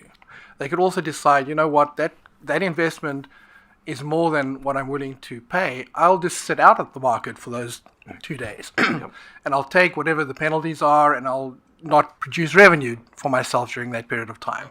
So that might be the rational thing to do on a unit by unit basis, but to the extent that you have a collective response like that across a large swath of the generation fleet, you get a societal impact. So you have another tragedy of commons problem. So I think that's, you know, one of the conundrums here in terms of how do you do this. So I think my observation is I think we are systematically underinvesting in the gas infrastructure for the reasons that I've said, but I don't think we can look to the ISOs or the merchant generators to fix that problem unless you completely change the paradigm. And there may be other ways around that problem as well, in the sense that if you could understand how much investment is required and then find a way of requiring the gas industry to build out and then cover their costs, I think you solve that problem. Since we are building the record, I just want to add in a couple data points that would be helpful for future deliberations. So on the coldest day of the year, the natural gas delivery system delivers 3 times more energy than the electric system does on the hottest day. And because of that fact, which has been with us for decades, is why we created the storage system. Because we needed a plan for the day that was 3 times more than the hottest day. So to answer your question, I mean, are you at that, is the electric industry at this moment when they have unanticipated and huge new growth opportunities that they are at this storage moment or some new paradigm, right? Because we don't experience outages on the gas side because we plan for it. Through all of these storms, we didn't lose any gas supply. We didn't have to go in and relight in most of these areas unless we brought them down because there was a dangerous situation. So, you know, preventative. Because we were able to draw that. So in an average year, a gas customer, 1 in 700 gas customers can expect an unplanned outage. That's not the same on the electric system because we've planned for it. Nancy? I really like thinking about storage sort of as like the gas system's reserve margin. It can play that type of role. And I do think that there are market products that can be developed around that. I do think that there are reserve insurance type products that can be developed and valued that would include the cost of, retaining and funding storage.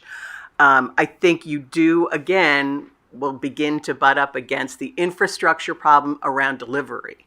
But something to keep in mind here is the interstate pipeline system with its contractual approach, but the intrastate system plays an important role here as well, and and lacks transparency to an extreme degree, certainly in comparison to the interstate system. And it's a place where, if there was more transparency, there may be capacity release options that can be utilized during critical periods to access storage that is, sort of therefore to participate as an insurance product for the power side.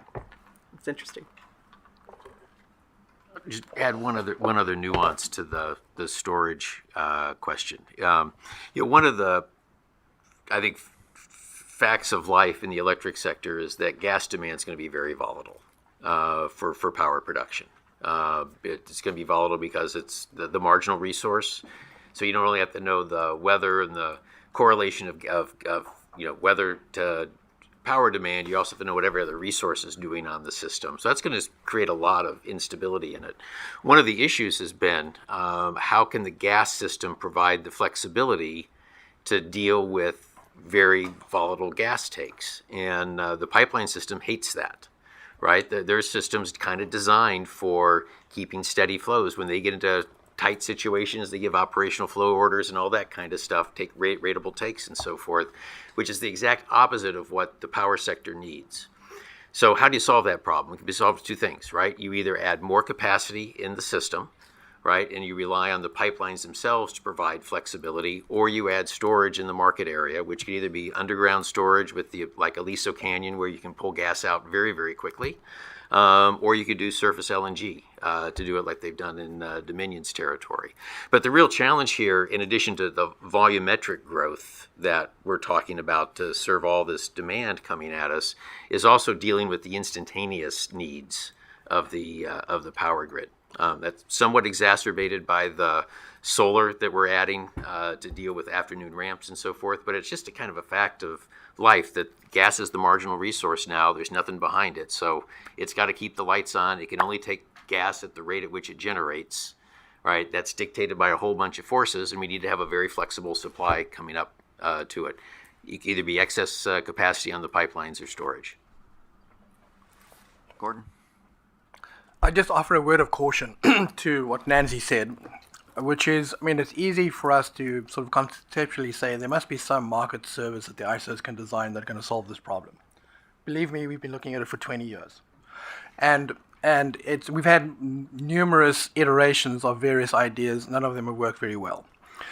And part of the problem, I think, in this space is that there's several problems. The first is the economic problem that I referred to earlier on, which is the requirement, the demand for the service is intermittent and peaky, right? So it's not there day in and day out.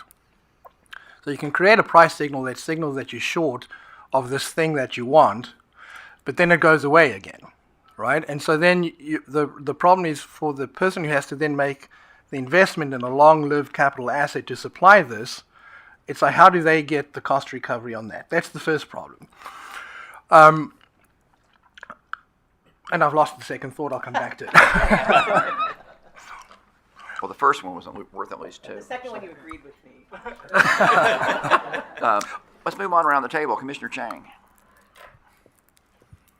Great to have you, and thank you very much for being here and speaking about various different topics. I have many questions, but I'll start with I'll start by just reflecting what you have already said. I'm really glad we're honing in on this insurance product issue, and I have questions about that. One is, I see very clearly, as you are explaining, that storage is the insurance, or at least one of the insurances. And so whether it's underground or above ground LNG, it's a great resource as each region grapple with this need for peaking needs or the flexible needs on draws on the natural gas system. So, but my understanding is storage, just like pipeline capacity, would still need contractual agreements up front for the capital investments that we've been talking about. And Gordon talks about, the planning need for. So can you speak a little bit more about, okay, so we've identified storage as a great insurance, investment. But to make that investment happen, we still need some kind of financial assurance up front for the capital. And Gordon talked about in New England, we tried that a decade ago, and that didn't quite work for a variety of reasons. What other methods are you thinking about that might enable this investment that's going to provide the insurance for various different regions? I'll take a shot at it, and I remembered the other thing I wanted to say. So the second problem is that that I was wanting to refer to that makes this problem hard is that ISOs and RTOs are required to produce market designs that are resource neutral. We cannot specify outcomes, so we have to price the service we're looking for, and then the idea is that the market will respond to that in some way. So you cannot specify that in producing a price signal over here through a wholesale market design that it will result in natural gas storage infrastructure. And so that is one of the big problems. So then coming back to the investment side of things, the way I think about this, I think we need to differentiate between the infrastructure that carries the commodity versus the commodity itself. So that's why I think about the network on the pipeline side of things and the storage tanks as the analog to the transmission system and all the hardware required around the transmission system. So I think, I'm perfectly fine with the idea that if you can put the price signal out there, the commodity will come if there's sufficient infrastructure to have stored it, or there's enough infrastructure to have moved it from where it's produced to the market.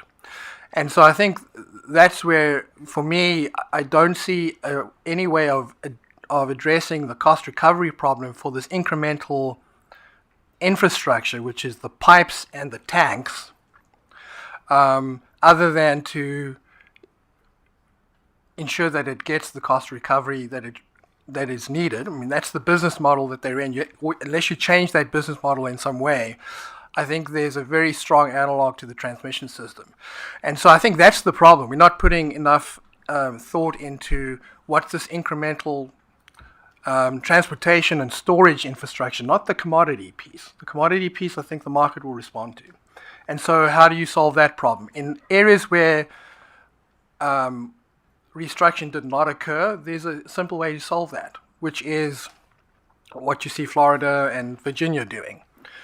There's a workaround to this problem. We tried the workaround in New England a decade ago, which was in the absence of that mechanism, the regulators thought, well, what we'll do is we'll put the electric distribution companies on the hook to go and buy this additional infrastructure, and then they will produce additional capacity that they will resell back to the gas generators, and then the net cost, some of that cost will flow into the wholesale energy prices, probably not all of the cost that's required in order to recover the investment.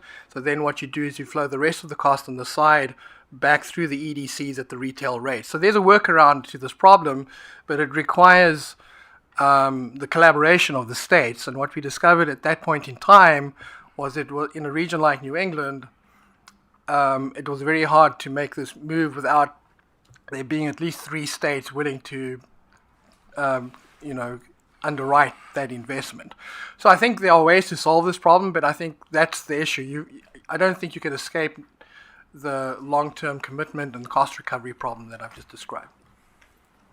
Yeah, I think for competitive suppliers, what you'll find is rather than in a situation like Dominion, in which their fleet is regionally located together, and you have your portfolio, spans not only a region but multiple regions, that they utilize fuel asset managers, and what they're contracting for is delivered firm fuel.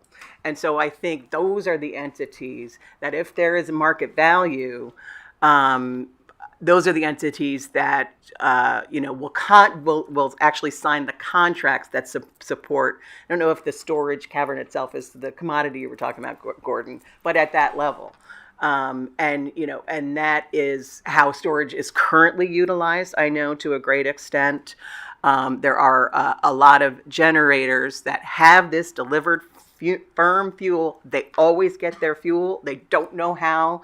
The many tools that were utilized to get it to them, during either an emergency situation or, the emerging fast start, fast need backup flexibility that's required. But that should be, that there should be the financial incentive for that kind of contracting to support some level of new development. Again, just in the spirit of building the record, one of the things I think we should observe is where the big data centers have gone and where they're going. Why did they go to Virginia? Why did they go to Loudoun County? It's because they had access to the fuel that they needed, and you were a vertically integrated utility, and you could supply what they were asking for in Loudoun County.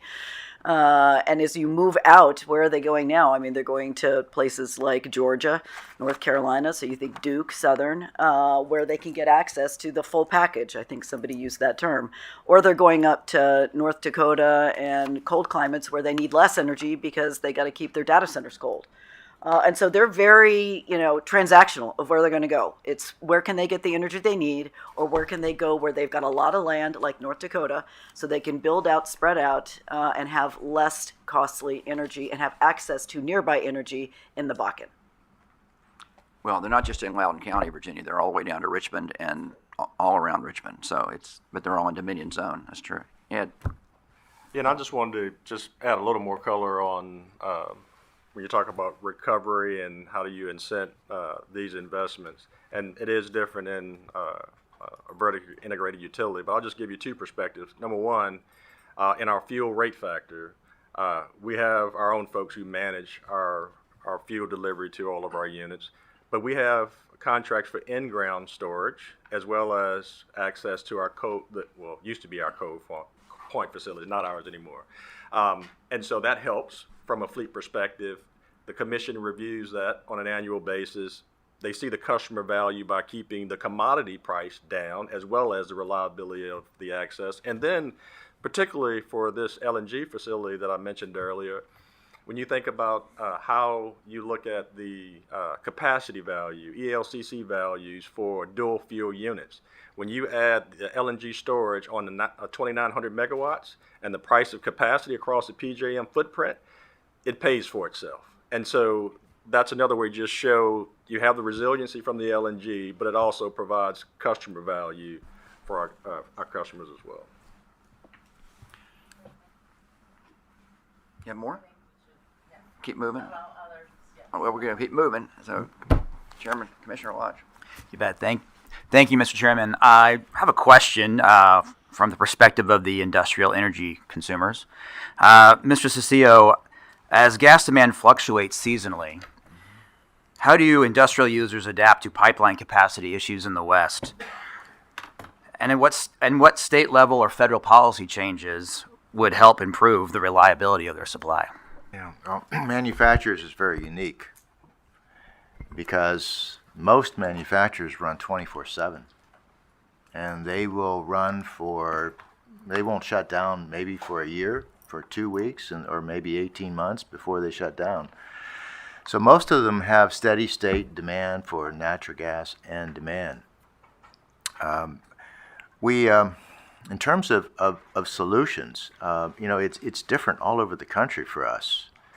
But one of the paramount things that I said in my testimony that we're in a state of significant change because we have had non-firm pipeline capacity available forever. And so we're now, for the first time, confronting this new reality that it's declining substantially and is impacting our ability to run 24/7. And so we don't have, cookie cutter answers to this question because it's different in all states. The one thing that you did hear me say today, though, is it's quite clear, is, for example, where we are massively constrained is on the Transco pipeline. Here it's very clear. We have zero firm pipeline capacity available to us.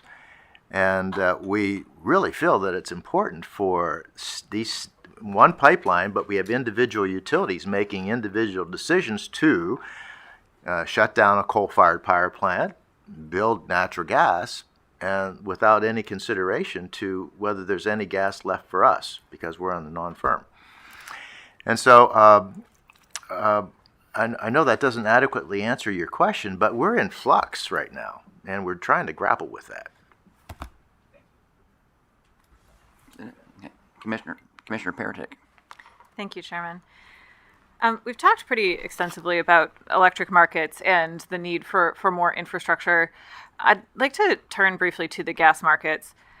Most of the time, I think that these systems work great. The gas and electric systems coordinate quite well together. I think realistically, we're only trying to solve for a small number of days per year, maybe 10, let's say, days per year, approximately. When the gas and electric systems don't sufficiently coordinate or might not sufficiently coordinate to pose a risk to our systems, and then ultimately a risk to the public. As Paul, you mentioned in your opening comments, and as the Interstate Natural Gas Association noted, that pipelines are increasing their use of operational flow orders, and that can limit electric generator operations. 10 days ultimately seems like a fairly solvable problem. Weekends, and particularly long weekends, as we've discussed, create the most difficult situations for instability. And while many gas plants have the technical ability to ramp quickly in response to the changing electric needs, their ratable take designations with gas pipelines do constrain that ramping ability. So, if a particular gas user nominated a specific number of decatherms, then the gas plant needs to burn that full amount. And the penalties for violating are severe. The pipeline can turn off the valve at the end user if they violate this. So for long weekends, a gas user must still nominate those decatherms, essentially resulting in a fixed generator. So how can both the gas and power markets evolve to provide this enhanced liquidity and flexibility so that generators can better nominate and schedule these gas deliveries that correspond to the power grid's dynamic operational needs? So beyond the infrastructure expansion, beyond the modifications to the electric markets, Gordon, you mentioned you've been trying that for 20 years. What about expanding regular trading hours to include certain weekends and holidays when gas demand might be high? Or is there a way to fix the time frame for generator nominations to increase their flexibility? Who are you asking? I guess I was starting with Jim Robb, but I'm happy to hear. That's one of the points we've made in our. One of the points that all the ISOs agree with is that there's a liquidity problem. So if you don't fix that problem, the ISOs then end up having to work around that problem by overcommitting the system in advance, right? So then there's an efficiency problem right there. Mm-hmm. So I think this is one of those things which I think is going to be helpful on the margin. I don't think it's the solution to the problem. I think the real solution to the problem is going to be more infrastructure. But in terms of optimizing the infrastructure that we already have to have the gas markets be more liquid and be 24/7, just like the electric markets are, I think that would be very helpful.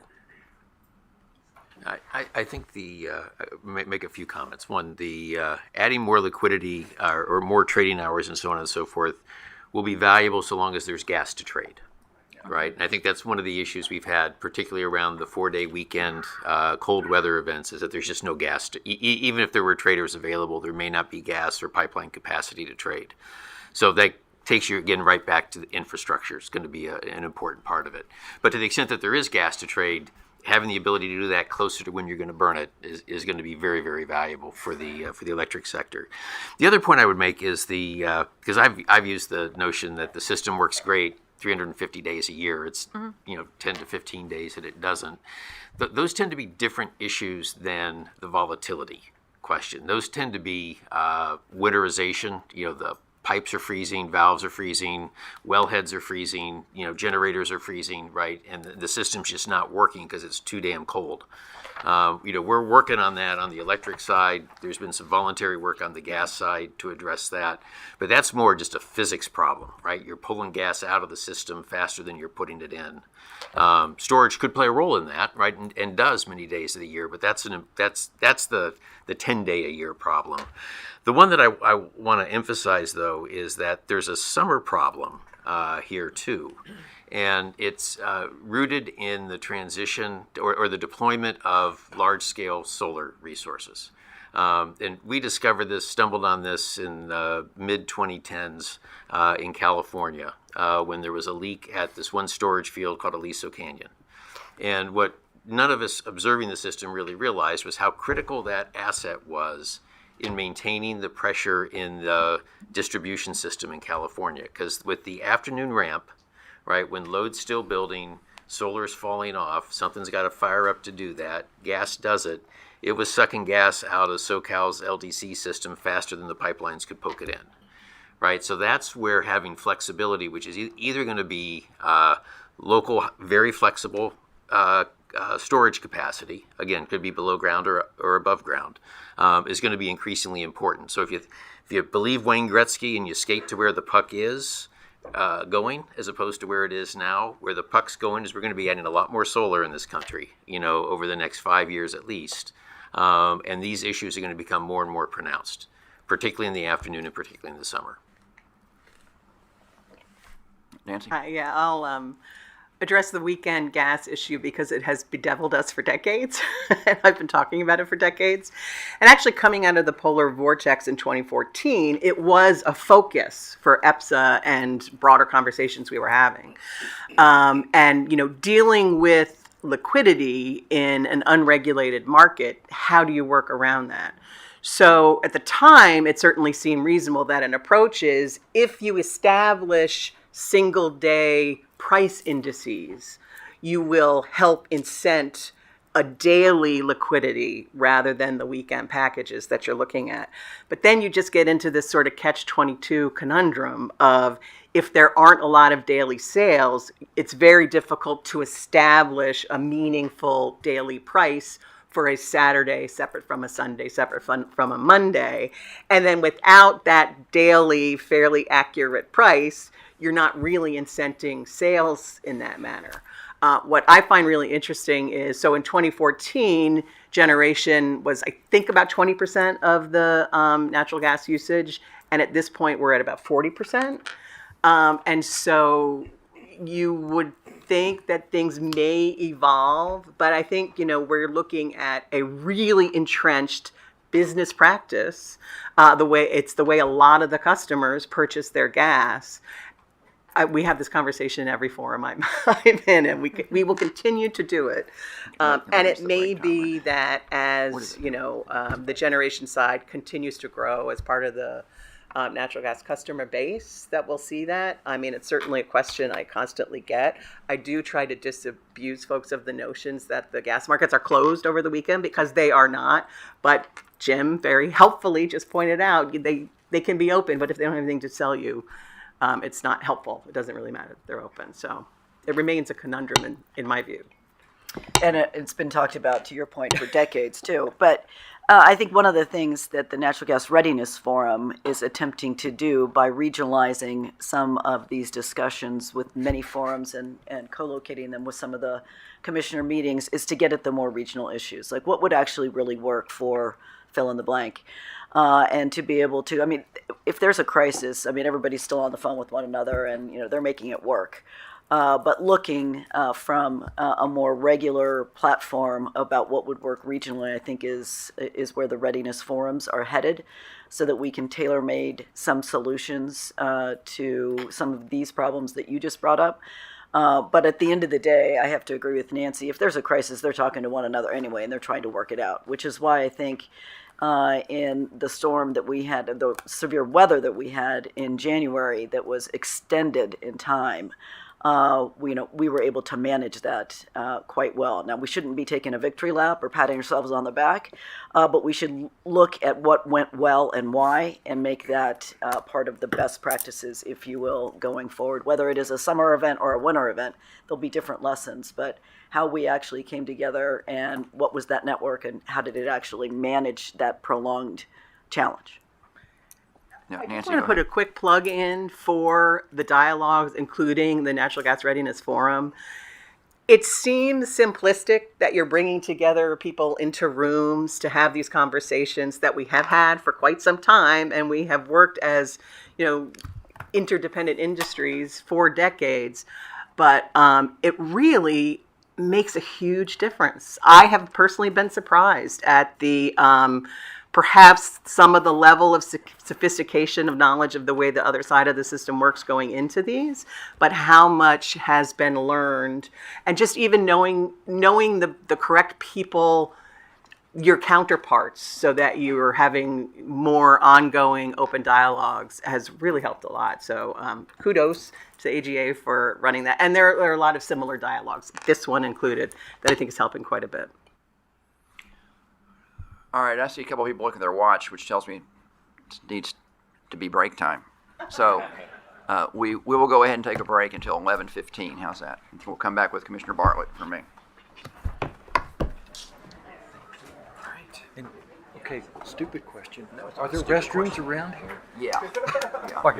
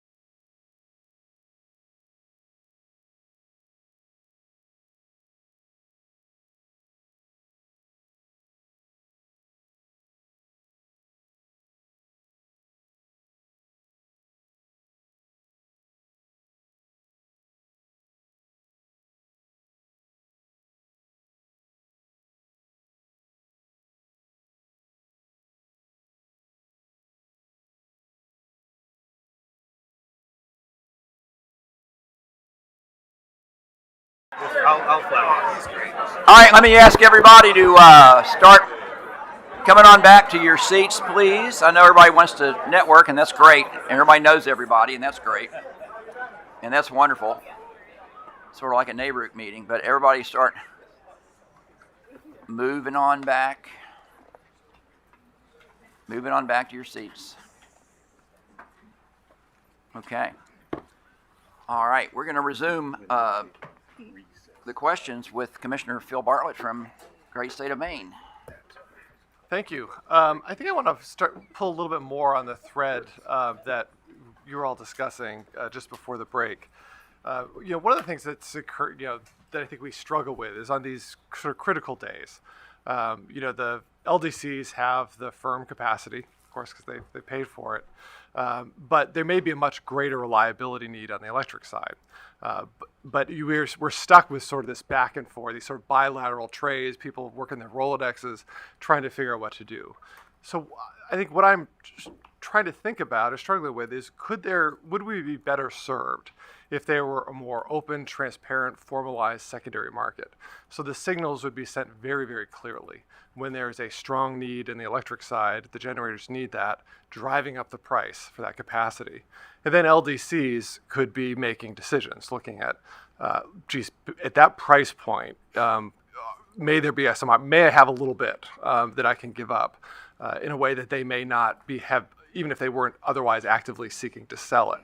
And I think, so I wonder your thoughts on that. And then a secondary point to that is I've thought about in New England, the idea of the states going out and contracting for a storage facility for gas. Then I start thinking about when do we release the gas, right? Because you have a regulatory construct. And the last thing you want to do is to be interfering with the generators' decisions on how much firm supply that they should be lining up. And I'm wondering if there's a role then, if you've created a more structured secondary market, that if the states have procured this gas, have a gas storage facility, that could be used then as a trigger.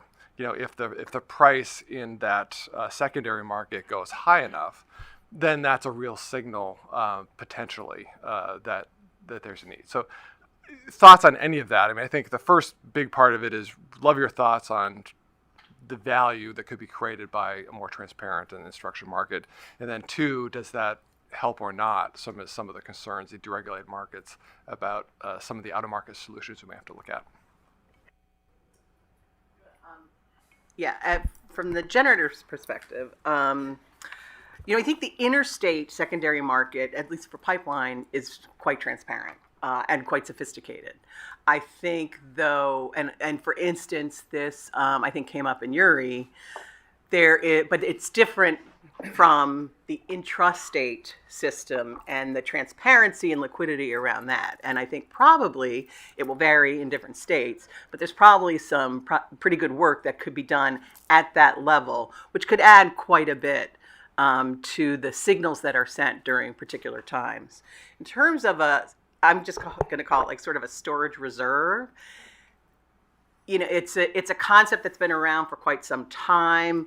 I have had sort of grave concerns over, if it were to be held, for instance, say by the RTO, how does it, to your point, how does it get allocated? When does it get allocated? What is the cost structure around that? I will say I don't have an answer. If I did, I maybe would be in a different role. My personal view of this is evolving to the extent that we may need some sort of approach or structure that looks like that. We'll have to build some real transparency around it. I used to say to some folks that you almost you may be defining which are the emergency units based on where you develop a new storage, or who has sort of obvious and clear access during emergency periods. But we may need to get past some of our past concerns and reticence around the role some of these things can play. we've got sophisticated people running these markets. Hopefully, we should be able to develop a construct around that. Exactly what it looks like, I'm not sure, but it probably makes sense for certain regions. Anybody else want to comment? Oh, Gordon. So I guess the way I think about this is that the states can do this. The ISOs are going to ultimately be producing a high scarcity price if there is a shortage of electrical energy on the system. And if that shortage is a consequence of there being not enough fuel in the system somewhere, you're going to see the price. Another question you raise is, can there be additional fuel be brought to bear on the problem, which is on the input side to the generator? And the answer to that is yes. And I think the states have options. I mean, if you think about this, it's an instantaneous requirement for the molecules. You could satisfy that by building a new pipe to where the production is. You could satisfy that by having a big tank of LNG. And here's the conundrum though, somebody needs to have made a forward arrangement to make sure that that tank is full of LNG. Right, so there has to be somebody who's prepared to take a position in the market, because this tank of LNG is not going to be used every winter. It's going to be used once every 2 winters, let's say, or 3 winters. It all depends on the weather. The other option is to say we don't want to build more gas infrastructure. We're happy to require every gas-fired generator to have dual fueling capabilities, and they need to have a tank where they can burn fuel oil. They can switch from burning gas to fuel oil. So there's different ways of solving this problem to get at the issue you have, which is essentially what you're trying to get at, as I understand it, is the fuel constraint issue. In the long run, maybe there are other technologies that will come along that can satisfy the same requirement, but I don't think the ISOs can do this because we're going to have to remain resource neutral. The price we're going to have to articulate is based on the output side, not on the input side. And what you're really talking to is how do you do something on the input side? I make a couple comments. First of all, this is purely a 21st century problem, right, that we're dealing with, because we just didn't have these kinds of constraints before, because gas was kind of a hobby in the power sector, up until the last 20 years when it just exploded. So that's one thing to kind of recognize. I don't know what the right mechanism is, whether it's a secondary market or whatnot, but one question I've always had is, if you look at LDC load, right, you absolutely got to protect the residential and probably the small commercial, right, because that's where a lot of pilot lights are, and you just don't want to deal with that restoration. But I have a hunch, and it's just a hunch, that there's probably a lot of load in the LDCs that could be moved to interruptible, right? That where you wouldn't, sacrifice health and human safety and so on and so forth if they were interrupted, and they could be restored quickly to free up gas in one of these situations that could be used to kind of help keep the power fleet going. So one question I would have if I were a state commissioner is, have we taken full advantage of all the interruptible possibilities within our gas system that could contribute during one of these, emergencies? And maybe you set some very clear boundaries that you'll only call on it, you only interrupt them, under one of when you're clearing one of these 5 to 10 day periods, right? So it's not an every other Tuesday or something like that. That might be one way to see that we make sure that the gas is going to the first best use at all times, and have a hierarchy of those uses. I think that makes a ton of sense. I think to your other to your other point, the real question I think we're going to run into, this is a little bit above my pay grade, but as we start recognize the need for more infrastructure, whether that's pipeline infrastructure or storage, either above ground or below, but scale above ground, is going to be who's going to provide the financial security for that. And I think it's going to be very, very hard to do that in a disaggregated market, because most of the generators aren't going to have the balance sheet that's going to allow a pipeline to enter into a 30-year contract, and nor would they be able to do that. So some entity that can is going to have to do that, and that may very well be, the state governments. Jim, I got to say, as a residential customer of Virginia Natural Gas, I will not be volunteering to be interruptible. So, at the risk of continuing my jokes here, the tennis is a hobby, keeping the lights and the gas on is not a hobby. And so I think, we confronted this in the 20th century and made decisions and made investments. And we knew that we were making these investments for the 5 days or the 10 days that you've referenced, Commissioner, that we're not going to use the storage 365. And we worked with commissioners to make them understand that this was a life essential storage. This was life essential insurance policy. We were not going to use it those other 360 days, 355 days, but we needed access to it, and we could amortize it over time. And so I think as you look at this, the idea of diverting a molecule and there being a subjective decision being made that is, you can be interruptible now, but you can't. Who's going to make that decision? Who's going to be in court over that decision? Make it a market. But I mean, who's going to decide that, this manufacturing facility is more important than this neighborhood?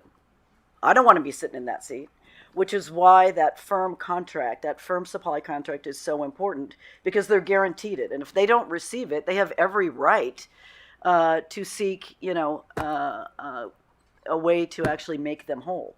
So I don't want to invite more uncertainty into the market. I think we want to find mechanisms to provide more certainty that there will be the supply that's necessary for the power system as they're going to consume more and more gas going forward. So that would be my thoughts on that, Jim. Gordon.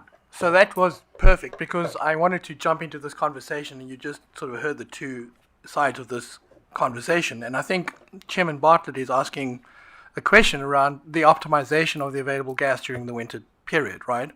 And so the irony here is that, coming back to something I said earlier on, so today there isn't full optimization of the available gas in New England during the winter period. So there's a bunch of gas that's sitting in LNG storage that is owned essentially by the LDCs, and they are required, from a regulatory point of view, by their state regulators to not release that gas, right? Because there's all kinds of consequences if they were to do that. So they will husband that gas until the winter's over and then start releasing it. The irony, though, is what I said earlier on. If there's an issue on the grid and we have to do load shedding, and what we've discovered is the EDCs can rotate the load. The LDCs cannot rotate the load. Okay?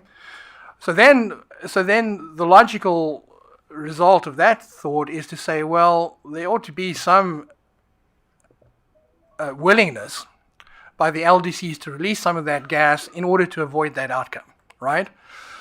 But they're constrained. They're trapped by their own regulatory requirements in their own system. So I think it requires a loosening up on what the states require of those LDCs, and then something that optimizes the deployment of the gas, which doesn't exist today, right? So now you can't just have an ad hoc release pattern going on. There has to be some systematic way of figuring out how you're going to release this and optimize this. It doesn't exist. And, the ISOs are not in this business.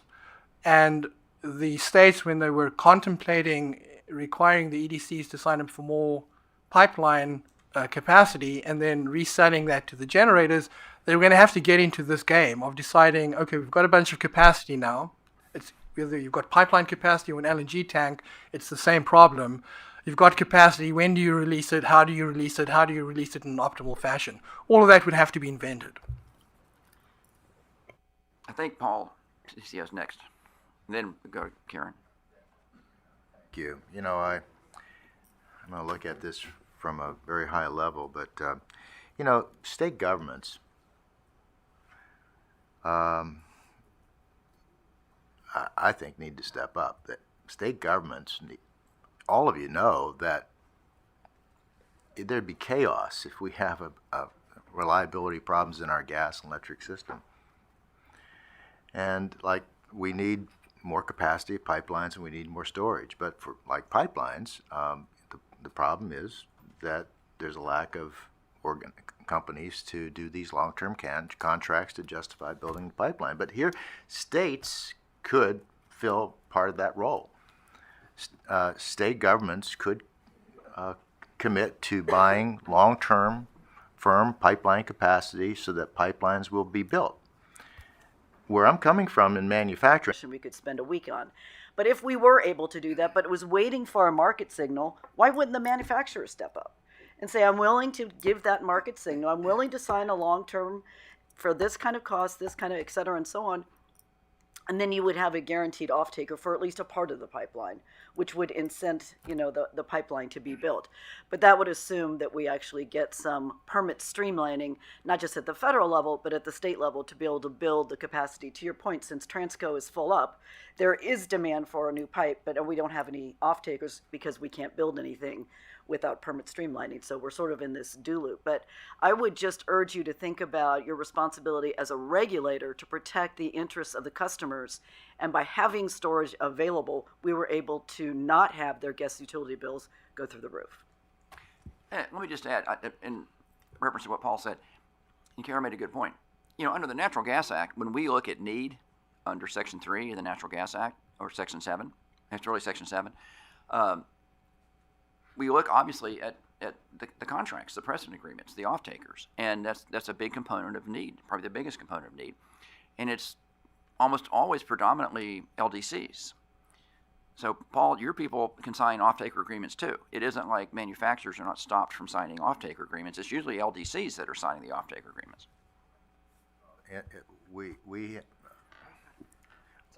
Manufacturers mostly do non-firm pipeline capacity because it's less expensive, right, but understand. but some of them do contracts maybe 2 or 3 years, but I can count them on one hand how many do contracts for 10 years. It's just so hard for manufacturers because their volume changes. Right. Like right now with tariffs, all of a sudden change in demand has changed the profile of manufacturing, and so they just are not in a position to sign these long-term contracts at large.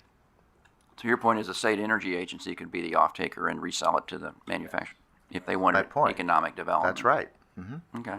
Maybe some people are listening. Okay. Let's see. Phil, back to you. You got more questions? It just was to follow up on the thread, which I think Sir Gordon sort of nailed, is that the issue to me is the optimization of the system. So whether that's the existing capacity or if we're adding new capacity, is how do you make sure that when you're in those crunch times, the gas is going where it's needed and it's most valued. And I think it's not that I want the LDCs not to have that reliable gas, but I do want them and regulators to be able to hard look and say, look, we could fund sort of our, the entire gas for our customers for weeks by taking advantage of this one day, if there's any room. So to me, it's just a matter of making sure if to the extent there's any slack in the system, let's use that before we turn the lights off. Gordon? So I'd add to that. I mean, I think you made an excellent point, Chairman, which is I think there's two issues. The one is the optimization of the available commodity, which was what Chairman Bartlett was speaking to. The other is dealing with the free rider problem. And we're going to have this discussion June 4th with regard to resource adequacy, right? So the moment you have a system that's being used by multiple people, all expecting a certain service level, and only a portion of the users are actually paying for that infrastructure, you've got the free rider problem. And so that problem manifests both in terms of the resource adequacy issue that I think we'll debate at length, but I think it also exists here. So, you can argue, I mean, if you want to be critical, you could say the merchant generators are free riders on the pipes that were paid for by somebody else. I used a much more pleasant term. I said a symbiotic economic relationship, right? So because there is a symbiotic economic relationship. I mean, the LDCs own the transportation. They're not using it all year round. They're selling it when they don't need it to the merchant generators. That works perfectly until the point you get to the point where there's no more capacity left, which is, the gentleman who's representing industrial consumers is making that point. And you made the point back to him that, well, he could invest in some pipeline, right? And so I think that's the problem. It's like, how do you set up the regulatory system such that everybody's pulling their weight in terms of paying for the infrastructure?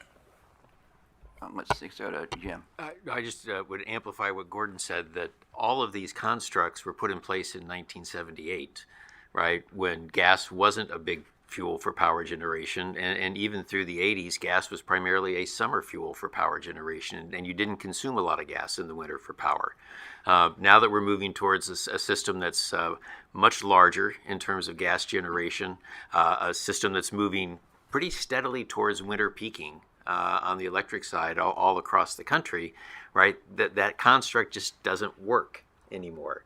And that's why it kind of needs to be rethought how that works. And again, that may be above all of our pay grades in this room, but it's a very fundamental policy question, I think, for the country around how we use our energy resources for the benefit of society, because these are increasingly all national security questions, not just questions of economics and convenience.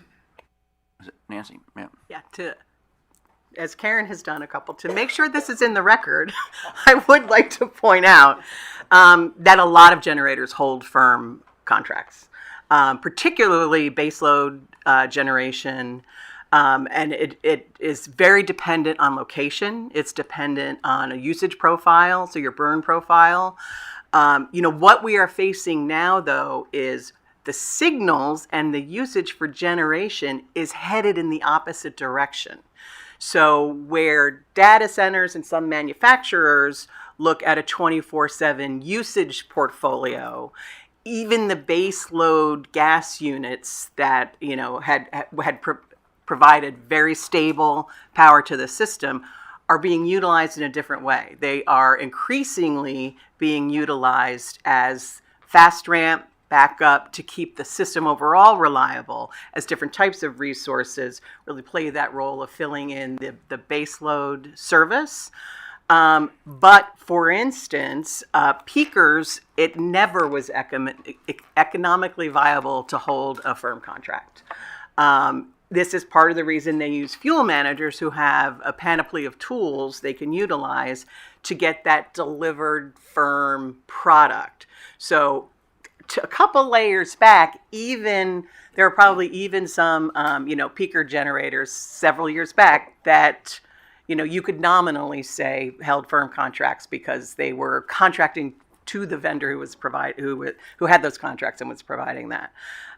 There's no question it's a mix. I have some members who have pointed out that depending on the location of their generator, they have more secure firm service without direct firm contracts than other of their units that have firm contracts, but on pipeline systems that much more often experience OFOs or very tight conditions and have interrupted operations, et cetera. So it's a very sort of varied approach to holding these contracts.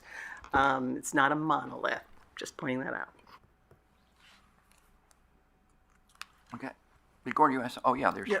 Just one. I wanted to build on what Jim said and also Nancy. I think the problem is how we've set up. The problem derives to a large extent from the way we've set the system up, which is 40, 50 years ago in terms of thinking about these two systems as being completely separated. Now they want an integrated system.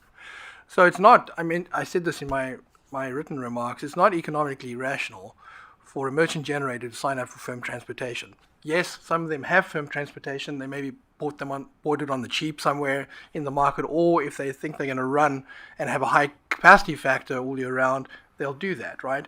The problem is there's enough of them that don't do that you end up with this constraint with infrastructure not having been built out to satisfy the load. So I really do think it comes back to the fact that we've got a regulatory gap. There's a structural problem here.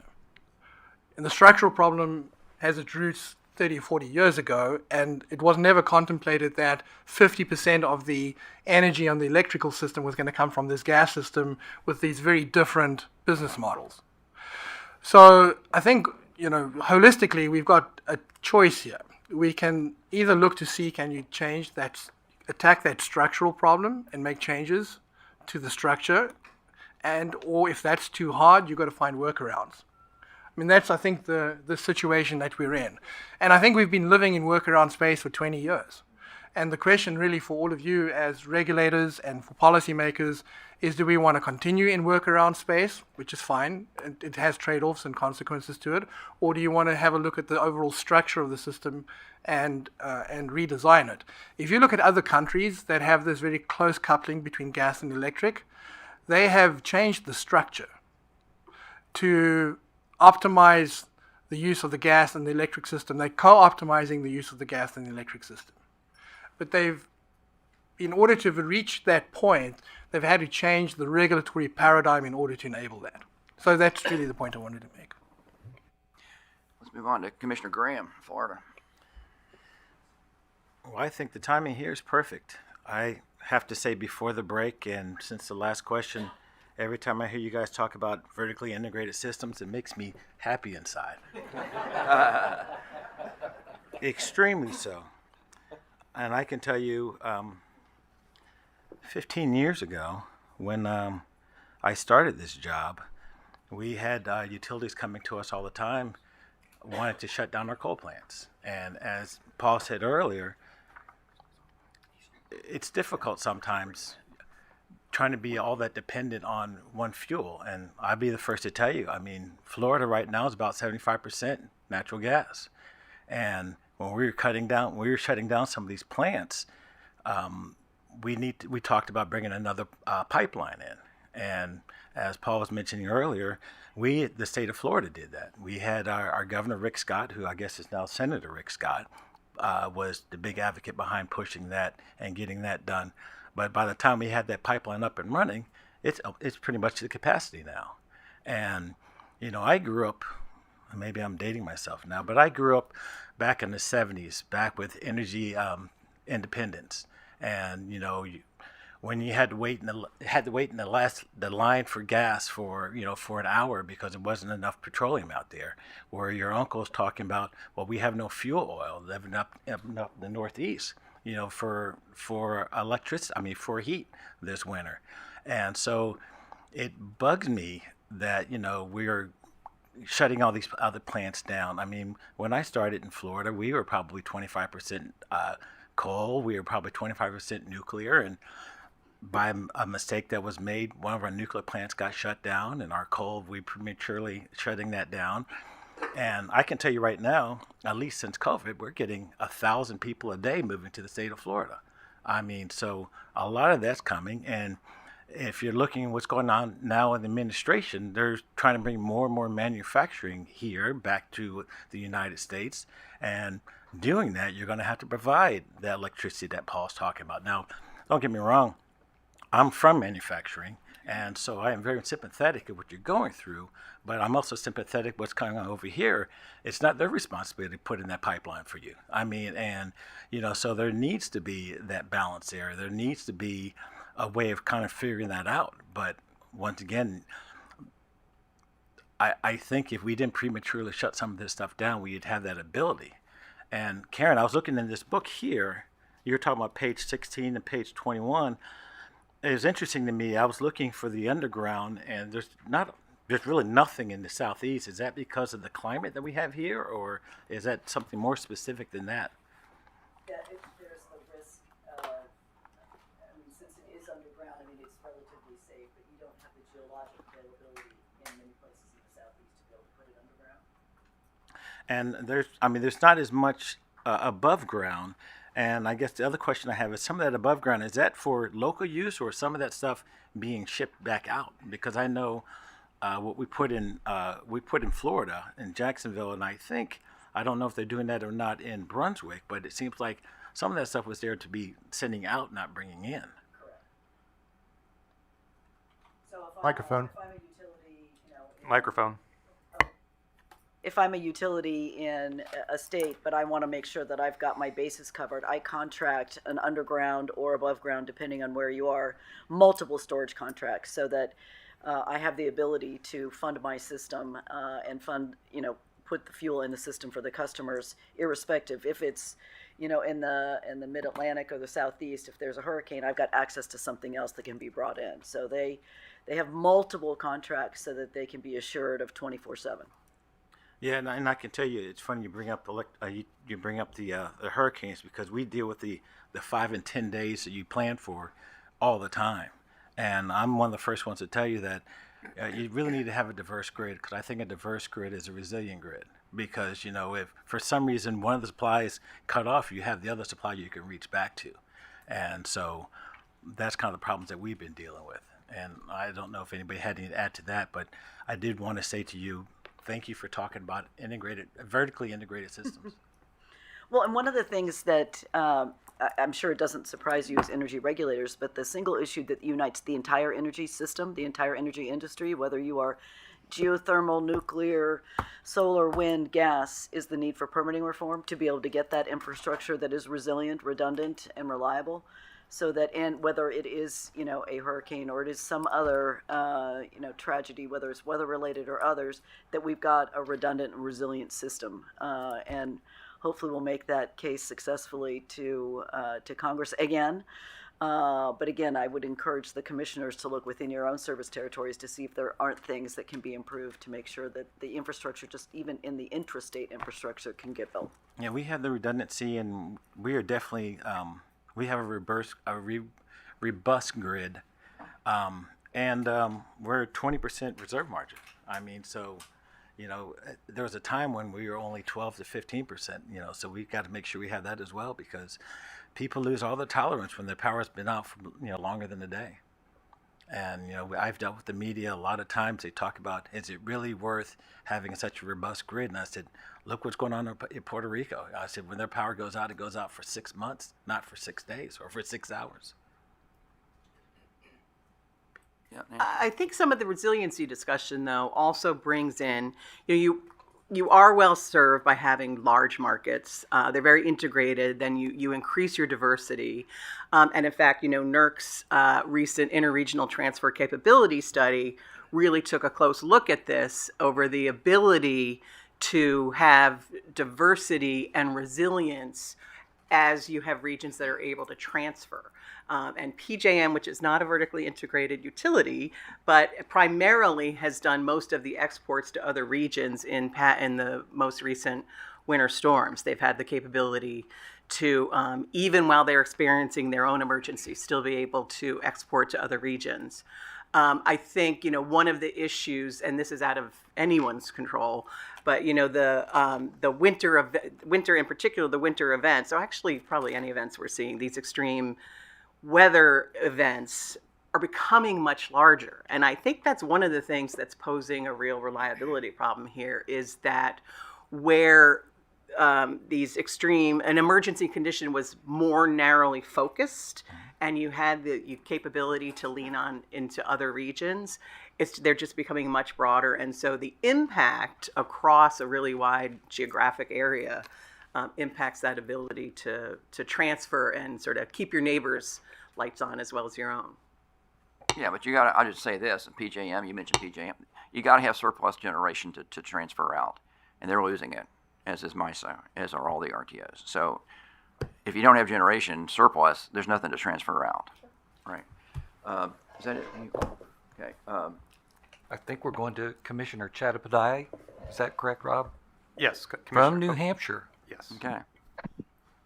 There he is. Thank you. Can you hear me? Yes, we can. Can you hear me? Yeah, thank you. I think the discussions have been really helpful. In terms of pitching my question, I'm going to first essentially point out that what I'm hearing is that the inertia problem is sort of different from let's say, the winter reliability problem. And then just speaking for a state which is within, within RTO region, it's quite clear to us that over like the last 20 years, with the shift from, mostly a bare usage of gas to a predominant use of gas, that we have to think in terms of an integrated, co-optimized gas electric energy system. And so there was also the discussion about the insurance product. So I'm really sort of hoping that we start thinking about what are the next steps. And so so my question is really for all the panelists. And as I understand, I mean, obviously we can do a lot more if we went inter-regional, but that would be very difficult at this point. But we could certainly start at some point. But speaking of intra-region matters, then I would ask, what do you think FERC and states can do right now to sort of maybe create an additional market? And I'm not talking about part of the wholesale electric market, but an additional market that is in the vein of a insurance product to address resiliency and reliability.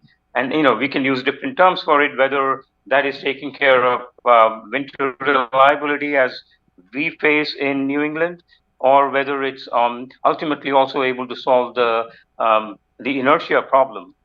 In some sense, we may be saying that it's going to happen later, the inertia problem, but you never know. Like, if you have a major event or something like that, then you could be facing that situation sooner. So I just wanted to know how we can from all the panelists, is there something that we need to do, like as states and FERC, that will help move the discussions forward? Okay, Gordon. Thank you, Commissioner. So I'll tackle both of those questions. The first is around inertia. I've thought about this one a lot. I don't think we're going to solve this one through a market. It's going to require a regulatory requirements. There's going to have to be some standard created because of the fungibility of the service that's being required and the difficulty of specifying where and when it should be required. So I think this is something that if you look at the places that have got the problem already, they're dealing with it really on the side of the market in some way. So that's my answer to the inertial issue. Very hard to solve that through pricing and specifying some kind of market product. The issue around the energy reserve, if you want to call it that, I've been talking about that for some time, and I refer to it as energy adequacy. And what I'd like to do is put in a plug for what Jim and Mark Lorby are doing at NERC. I think it starts with defining the standards that we want for energy adequacy. So, a bunch of engineers 40, 50 years ago got together and decided a 1 day in 10 reliability standard was the right thing for the grid. And it was assumed back then when that standard was created that there was always energy inputs to supply the generators that were producing the electrical outputs. Okay, we now fast forward to today, and we know that's no longer true. Most resources have some kind of energy constraint on the inputs. And so you can't just look at this as a 1 day in 10 occurrence and be thinking about an outage on the bulk power system, whether it's 1 hour and 1 megawatt as being the same thing as a 10-day long outage with hundreds of thousands of megawatts out. There's a very different impact from a societal point of view. So one has to supplement the 1 day in 10 standard in some way with something in addition. We're working on that in New England. We're working on something that we call the regional energy shortfall threshold. It'll be complementary to the 1 day in 10 standard. What remains is a second question. There's a discussion that has to be had. The other thing I would say, though, is when you look at how we quantify resource adequacy around the system, around the US, very inconsistent in terms of how we're quantifying reserve margins.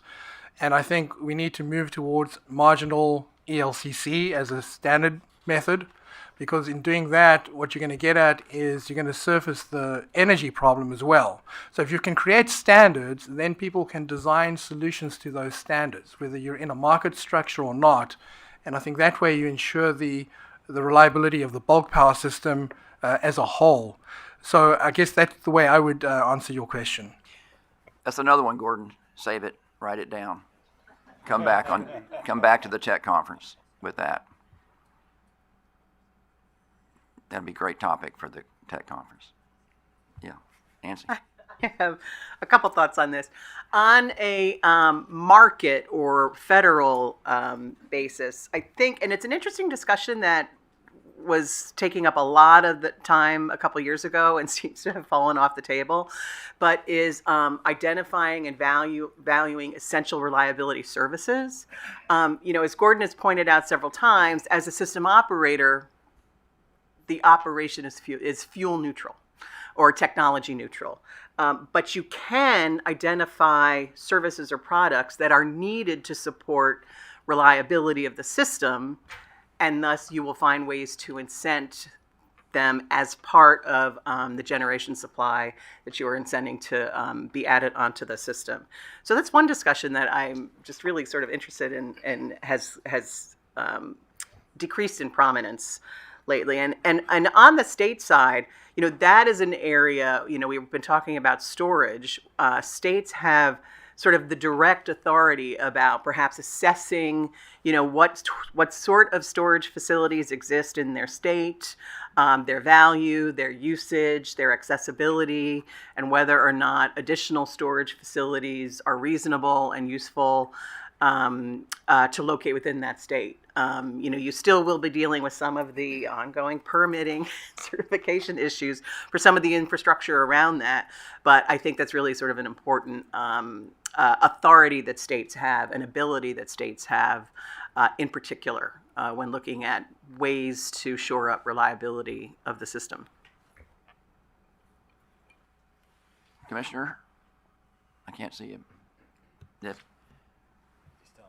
You still online? Any follow-up, Pradeep? Did we lose him, Rob? Commissioner? Lost the video. He has dropped off. Nope, he's there. Commissioner, feel free to, if you have any follow-up questions, Commissioner.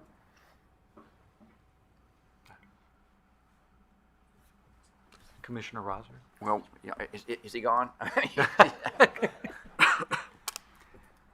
Seems like he was satisfied with the response. Okay. All right. Well, I wondered, between him not having a question or not being able to ask because he was gone, so either way, okay. All right, But if Commissioner he comes back, I don't mind being interrupted. Commissioner Rosner. Well, chairs, thank you very much for hosting this. I really enjoyed convening in Anaheim to start this important discussion.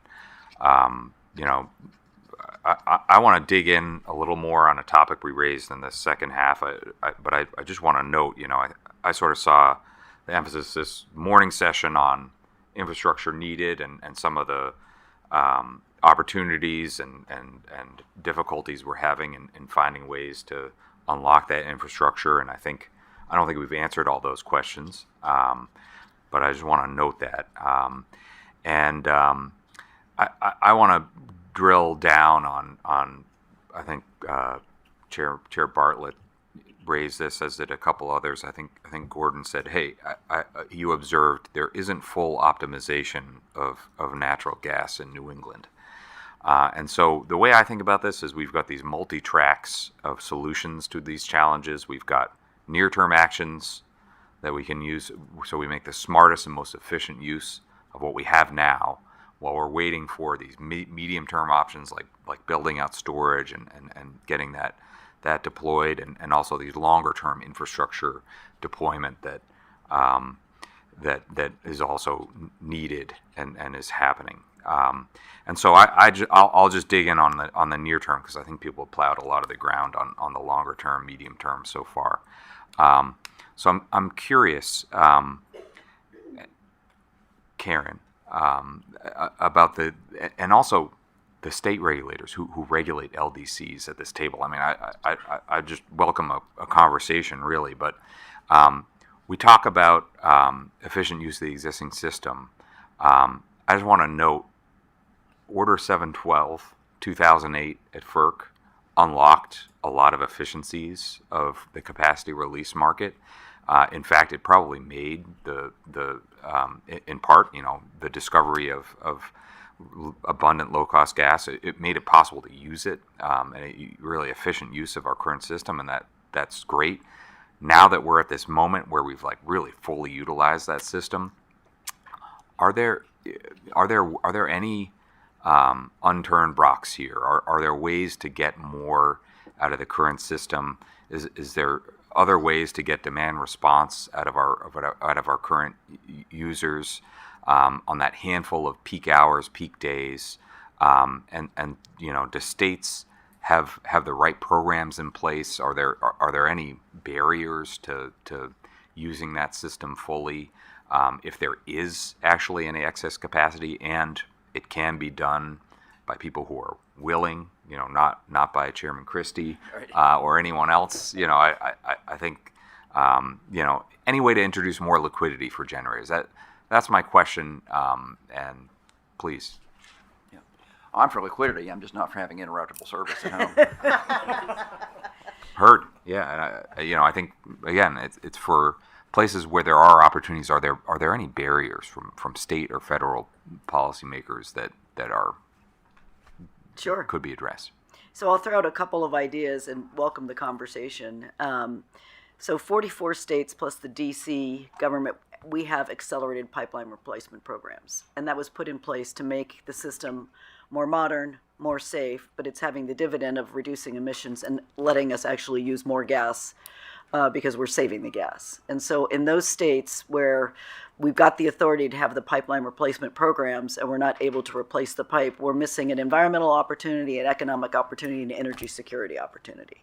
So if you're one of those 44, examine how that is being used and how you are making decisions, because there's an opportunity there and there's capital willing to be invested in there. We just came back from New York, and there's capital sitting on the sidelines because you can't get stuff built fast enough for the expected returns on equity and debt. The second thing I would say is, and we released an analysis of this, when your utilities come forward with a proposed energy efficiency program, we've been able to prove out how that actually is, and that happens, fast. And that's good for the customers because they can save money, but it's also good for the LDCs because they've got additional molecules to use in different parts of the system. So we're able to service more with the same amount of gas. And I think those are two immediate near-term opportunities. For the longer term, it's definitely going to take the infrastructure that we know is going to, take time. When it takes 10 years to get a permit and, 18 months to build a pipeline, we're sacrificing reliability and we're only driving up costs for customers. So, we've got to have a united front on getting reasonable permitting reform so that everybody, can benefit from it, whether it's pipes or wires. Since you've got pipes and wires sitting here at the table, we all are united. And I will say, and I'm thankful to some of you who have come with us to New York to visit with the investors in Wall Street. It's important for them to understand the gravity of the situation that you guys are seeing, but the opportunities as well. But also important, I think, for regulators to understand the decisions you are making on a daily, weekly, monthly basis, how that affects their view of the utilities and the willingness for them to continue to provide capital to utilities. And those are things that are happening on a quarterly basis, right? So I think that conversation about the value proposition for the financial community is increasingly important. Thank you. But Gordon, I'm curious, I know you're communicating and in close contact with LDCs and pipeline operators on these peak days, peak hours. Do you think there's anything left to wring out of the existing system? Like, is there any way, while balancing the safety need, to get more on those peak days while we wait for the infrastructure answers? So I think 20 years worth of cooperation with the interstate gas pipeline folk has, I think, wrung out all the efficiencies to be gained in New England at the bulk gas system level. To the point that Chairman Bartlett made, there's some possible optimization that could occur at the LDC level because they do carry a lot of storage, but they are required to carry that storage. They have a 1 day in 30 standard to adhere to, so they have an obligation there. So they will, if I were in their shoes, I wouldn't want to do it. So it would require the regulatory community, state regulatory community in New England, to say we would like to flex and view the release of that gas when the electric system needs it as beneficial to gas users as well, which I think it is. I think if we're going to have a reliability problem in the region on the electric grid, it automatically translates to become a reliability problem on the gas side of things. So, but that conversation is nascent. It hasn't really even started in New England. I think Chairman Bartlett is raising the question, but Maine has very little gas, so he's really asking the question about Massachusetts, Connecticut, and Rhode Island. So, so I think that's really a conversation that could occur, but I'm not optimistic that we're going to see much change there. By the way, Karen, thank you for not bringing up decoupling. That would have been a triggering event. Let's go to Commissioner Vice Chair of the Pennsylvania Commission, Kim Barrow. Thank you, and thank you, Chair Christie, for convening this very important conversation. A couple of people mentioned that we've been having this conversation for a while. We've been going round and round. And at this point, I often say I'm tired of admiring the problem. And if the people in this room can't figure this out, I don't know who else is well situated to do it. So I'm here, I'm willing to play my part. And Gordon, something you said about, you don't know that wholesale markets or competitive markets are going to fix this, that we need to think about a regulatory change. Because like you said, these two, the electric and gas industries, they were developed and went on their separate tracks. Now, because gas is the fuel of choice for generation,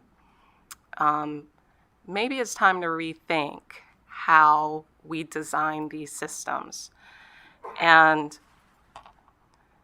the first thing I come to is, one, you can't solve a problem till you actually understand what the depth of that problem is. As a state commissioner, I do not have the information about what is the need for additional gas transmission capacity in the PJM region that I sit in. I've heard some numbers. Joe Bowering has said that, for example, if we closed all of the coal generation and replaced that with gas CCs, we would need about 1.7 BCF of additional firm gas transmission capacity per day. It's a lot of gas, right? And there's a lot of other moving parts. But first off, I think what we need to figure out is what is needed. And that's not something that an individual state necessarily can do. I think this is a national problem. It's an energy assurance problem on a national scale. And that's why I hope that, FERC, DOE can help us at least get our hands around what is needed. So the question in that long statement is, who's the right entity to like really spell out what is needed? Sure. So I think you're right. I think you're putting your finger on an issue here which has to be addressed, and I think the people sitting around this table, on the regulatory side of the table, have the means to take this first step, which is really to do the analytics and initiate the study process. We'll come back to who might be best suited to do this, but I think in the first instance, in my mind, this needs to be studied. An example of this was the NPCC study that was recently done for the New England, New York region, and that was the initiative of Charles Dickerson, who's the CEO of NPCC. And in the end, NERC, New York ISO, and ISO New England co-funded that study. So it can be done. That was a once-off study that sort of looked at where are we today relative to vulnerabilities, where might we be 5 years from now. The second point I'd make, though, is that this problem will be dynamic, right? So you can't just do one study and say that's done. It's exactly like the transmission planning problem, right? You have to continually iterate and iterate and iterate. So you then need an institution that's going to do that for you. And And so I think there are multiple different possibilities there. One possibility I've thought of is the stopgap would be to require the regional entities like NPCC, NERC to start doing this, right? And create the capability where you're systematically looking at the gas system and whether it's adequate to support the electric system, because you don't have the information yet. You have lots of anecdotal information and events that have occurred and theories on things. And so to get the study process going, I think is an eminently doable thing. And I think it's within the power of FERC and NERC to get that going. You then just need to tap somebody to do it for you. And so I'm volunteering Jim over here on my left.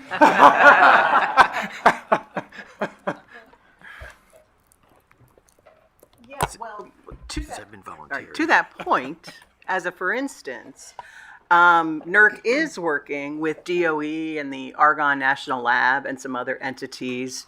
They have undertaken a pilot study to look at the natural gas fuel availability and infrastructure in, I believe it's Western PJM, in terms of its adequacy and sufficiency to serve the power system in the way the power system is evolving. So in order to, whether it's sufficient to serve the flexibility needed on the power side. That's just kicked off, but I will tell you there was a really extensive group of entities across all different trade associations, industry, all different types of organizations had been working on this for a couple years before the pilot got to the stage where it was a very formal proposal and then eventually was funded by DOE. So why these things move so slowly, I'm not sure. But, you know, to your point, I think the sort of examination you're thinking of is started, but it's very piecemeal and it's just a pilot and it's just on one particular region. But I do think that, you know, part of what took a lot of time was with all of the different parties around the table having the confidence in the right entities to undertake that study. And in this situation, it was the combination of some national labs and DOE and NERC. And I think, you know, I have real hope and belief that this study will yield good results, interesting results, really valuable information, and could lead to others. But that's a pretty slow approach to what is an increasingly imminent concern. Just make a couple observations. First of all, the study that NPCC did was really quite excellent. And there's a relatively accessible, there's a very impenetrable detailed study, but there's a fairly accessible summary on it. I encourage everyone to take a look at it. And what it shows is a system that's highly stressed, right? That can kind of do what it can for about 3 days, right? But under a more extreme weather event, right, we would have real issues in New England. Gordon would have real issues in New England, returning the favor. The other real insight that came out of that for me is that when we looked at some of the contingencies that could occur on the gas system, and then asked the question, how would you mitigate those through the electric grid? You pretty much came to the conclusion that you couldn't. Because either there's not a mechanism for the electric system to pay for things on the gas system, and the gas system just doesn't have the adequate economic incentive to make the investments that we would never allow happen on the electric system, just given the reliability focus of that.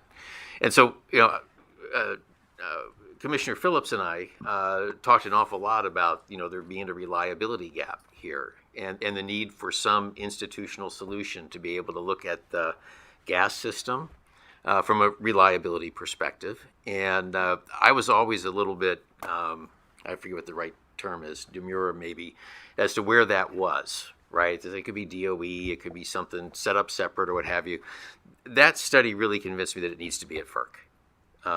Because you need one regulator that can kind of look at both of these systems and figure out what's the best way to mitigate risks on one system for the needs of the other, and that works both ways too, right? We saw that in Texas, right? You know, when Uri happened, there was as much a cause of gas system failure driven by the electric grid and how it rotated outages, as there would be as what Gord's described in New England.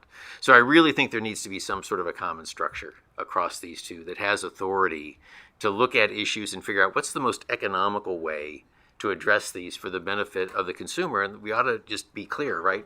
Most electric consumers have gas, and most gas consumers are electric consumers, right? So it's the same individual, but right now we think of them very separate because of the regulatory structures we have in place. I think there's a lot of room for harmonizing those. And I think we would make better decisions and have a lower risk energy system if we could do that. To your point, we've been having this discussion for what feels like several decades, and we're nowhere closer to fixing it, and now the problem's more acute. Right. And I think one of the issues that we've been talking about is because industry has not been at the table, and industry is the one that's going to provide the solutions, besides the regulatory paradigm that needs to be explored for sure.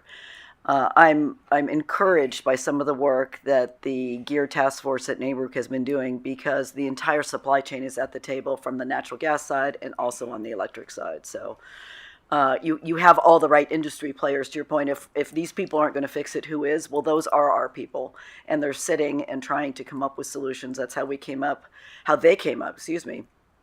with the recommendation on infrastructure, the recommendation on storage, the recommendation on the readiness forum, because they're at the table and they're under a short-term mandate to come up with some solutions on gas-electric alignment for reliability. That is their job.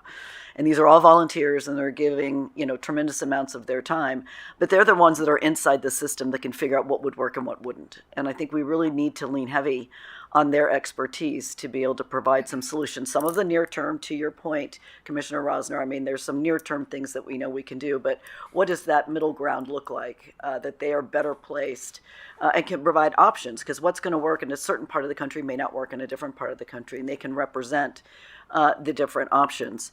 And I will say, I think also having the opportunity, and Nancy, you brought this up, on the Natural Gas Readiness Forum, to be able to have the opportunity that on a regional basis to have the industry, the regulators, get together and provide solutions for the near and midterm while we work out a longer term policy change, which is going to take time. I mean, it took a blackout in the Northeast and then 10 subsequent years to set up NERC, right? We don't have that kind of time. And so I don't think that's the solution we should be chasing. It's what can we do short and medium term right now while we figure out the longer term game. And I think that's one platform that can do it. This, having, the discussion with state commissioners and federal commissioners is certainly a starting point. But we can certainly give, the GEAR task force a little bit more work. I'm sure they're really happy to hear that. And Tricia Pridemore, sitting over my left, is probably shooting darts at me right now. But, they could provide some real-time answers. The other option is, and I'm loath to bring this up, but the Department of Energy does have, and it is misnamed, but it's called the National Petroleum Council. That it's a name that was created in the 70s, and they've never changed it because it probably would take an act of Congress, and we know how that would go. But they do studies, and they have everybody at the table, from the producers, the pipelines, the LDCs, the electric companies, and they could be tasked to actually do a study along those lines that would provide the longer term runway rather than the short term. So we've got a short term and medium strategy, and have them really duke out the longer term strategy to come back to, bodies like this and others that here are options that would potentially achieve our longer term outcome. Okay, thank you very much. So that's long term. For the short and medium term, things that probably could be enacted really quickly. Two questions. One, the issue with trading over weekends and over cold spells, etc. Why? So I understand that. I keep hearing there's no gas to be traded over the weekends, right?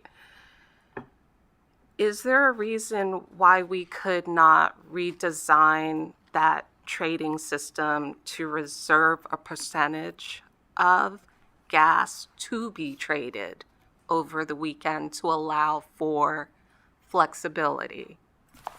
So that involves a full re-regulatory effort over an industry. The concept of saying, can we designate 20% of the gas sales over the weekend to be held? That's physical withholding by the producers. It's really, really tricky how you could direct that in a lawful manner. So that's where I guess regulatory change comes in, right? But as others have said, we designed this system at a different time when gas was being utilized differently. And I don't know if we are at that point yet, but that's where the study comes in. Because if we keep saying, we can't, we never will. Okay. I'm just putting on the table what would be involved, probably with that sort of consideration. Okay. My other question on just flexibility, because it is 5 to 10 days out of the year that we are concerned with now, although I know it will be more going forward because of load growth and all of that. And right now, we don't have a lot of flexibility because the pipelines are fully subscribed for the most part. What we're trying to meet are these peaks, these infrequent peaks, and storage is a no-brainer for me, right? And that's an easy one. Building out capacity, also, it's going to be necessary.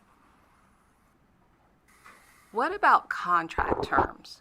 Because it's the firm contract terms that allow the pipelines to be fully subscribed for long periods of time, like 10, 20 years, what have you. In the world we're living in today, do those long contract terms make sense, or is the flexibility more valuable? Anyone? But I think, again, you get into, and this may be somehow more doable, although I'm not so sure about the legal durability of a certificate of public need that would be issued from FERC that is based on a mix of 3-year contracts and 10-year contracts and 20-year contracts. Or CPCN for what? Excuse me? CPCN for what? A pipeline certificate. Oh, okay. So do you think that would be durable if you allowed for the public need showing, to include a mix of different types of contracts, or, 25 years ago, marketers actually held contracts on pipelines to help them get developed, and I don't think that's the case anymore. Again, it could be possible because we're in, a very different environment, but would require a pretty fundamental change to the certification process for an interstate. Now, how that could be facilitated, at least on an intrastate, there's certainly development that can be made within states to expand pipeline capacity, deliverability, and sort of add to, or complement the interstate system. I'm less familiar with the ability and how much that may vary state to state. I know at the federal level, the certification process is really pretty clear and would take some additional discussion, I assume. Yeah, the flexibility on how long those contracts are, I think what's probably most important is there are firm contracts, because that does drive the demand signal, that does drive new infrastructure, and I'll just speak for us. I don't know how often I'd want to reprice on those firm transportation contracts as well. So if you do create some of those other markets, how does that impact from a longer term perspective? I did want to just hit one other topic that you had spoken to previously. As you think about the day-ahead markets and the gas markets, there's a lot of folks who aren't going to make decisions about procuring gas if they don't have a commitment, because they're very concerned about how they're going to recover their costs. We do that in a vertically integrated utility because we know we have customers to serve. We know we're going to end up having to deliver power. So it's different than your merchant generators in that market. but to understand why people make those business decisions. And so I don't know what that ultimate fix is, but if you can do gas nominations for 4 days, not sure why you can't do it a day at a time. The day ahead awards, PJM is using conservative operations over this last winter event. That's why people performed a lot better during this winter event than Winter Storm Elliott. People bought gas, people were online, people were ready for the winter event. Now that comes at a cost because those conservative operation costs get spread as an allocation across that market. And so that's not the ultimate solution. It's a Band-Aid in the short term. Yeah, that was $300 million in uplift, I think, for Yes, that. yes. So there's got to be a better way than that. And if anyone has an answer to that, but I'll stop there. I want to follow up with Mr. Bain because you talked about your 4 combined cycles that we approved in Virginia and you built.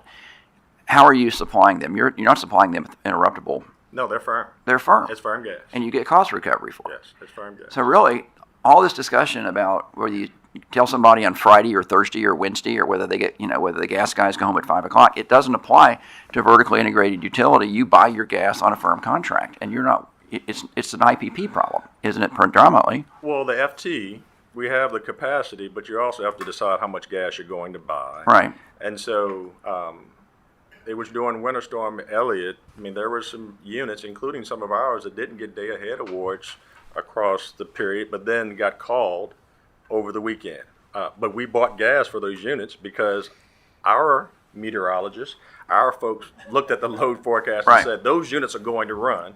And so we bought gas to run. Right. And I remember talking to you right after Elliott, and I said, how'd your gas units work? And you said, they worked well. Worked well. That's right. They were key because PJM went below 2% reserve margin during Elliott. And we had 23 hours of PAI period. Yeah. But your gas combined cycles ran right through Elliott, which was great. Well, and that's part of your insurance policy, too, for having the liquid gas available, too. If there was some sort of shortage, you'd still have that available. Absolutely. Is that it, Commissioner Barrett? Thank you. Okay. Commissioner C. Well, thank you to our co-chairs and thank you to our panelists. This has been a really helpful and informative conversation and really appreciate your time and expertise and perspectives here. There's been a lot of threads here, and I think that's been really helpful. I think there's a lot of questions here, and I like the way that Vice Chair Barrow, you put this as questions of whose problems are these, and how do we look at a lot of these concerns here? What can the market solve for? What can't it? Where do we need some kind of regulatory solutions or otherwise? And I think it's helpful to really narrow in on those. I guess sort of to bring some of those themes back to where we started with the storage challenges. I think a number of people have said some version of increased storage is a no-brainer, right? But it's also true that we've seen a need for balancing fluctuating supply and demand for a long time now. This is a need it's growing and evident, but we've seen flat storage development. So I know we've talked about a number of these things in other contexts with other questions, but in the interest, Karen, of building out the record, I'm really interested in kind of really getting your perspective on, more specifically, what are some of the challenges we see, particularly with this increase in storage builds now? What are some of the economic and business factors, if we can draw it in from other parts of the conversation? I know we've had some interesting conversations about differences in terms of geography or vertigrated or integrated markets or not. I think those are really important ways to kind of piece out some of those differences instead of just talking about it as a big issue of why aren't we building more storage. I'd be really interested in some more of the specifics there. And I know a lot of it comes down to cost issues too. Who pays for these sort of reserve margins or insurance, however we want to look at it. So I really appreciate your perspective on, can you kind of synthesize some of your thoughts on why are we not seeing more on a solution that obviously can't solve everything, but I think I've heard a lot of agreement that can do a lot. Why are we not getting further? So, and I'd be interested to get the experience of Edward and how they were able to maneuver through the process and what worked. Those would be some good lessons learned for folks around the room. I mean, I think it goes back to a signal from regulators. that we can be back in the storage business again, and that you would entertain cost recovery. I mean, I know you're not a state regulator, but for my other friends in the room, or, you know, and having those conversations about if our job is to make sure you can deliver affordable, reliable energy, you know, that's reliable, what is that going to take besides, you know, what you've got in your resource plan? And I know on the electric side, some of my combo members are coming to their regulators and having to update their resource planning, like twice a year, because things are getting so, are moving so quickly. We don't necessarily do that way in the gas business. We have a longer term planning, but I think a signal that, and something coming out of this group, that storage should be back in business. That's why we did this report, to be able to prove out the value proposition, so that the members of the LDC community could come forward and say, here's the value proposition, here's how much it would cost, here's what it would cover, and here's how we'd operate it. I think that's the near-term opportunity on storage. I don't think we need any regulatory changes, but if there were ideas to improve it, we'd certainly be open to it. But I think the reality is sending some sort of a signal to the utilities. I'll let others speak to the electric side, because they'd have to really be stimulated to do more storage or firm contracts. But we're already in the business, and so finding ways for us to be able to expand what we already do, I think, would be welcome. Did you want to add anything on Dominion's experience? I'll speak after. You go ahead. So, from a storage perspective, look at it from a couple different areas. Number one, if you think about, we've talked a lot about winter events, and now even in summer events at times. You also look at what happened with Colonial Pipeline as an example. What's the value that you place on reliability and resiliency?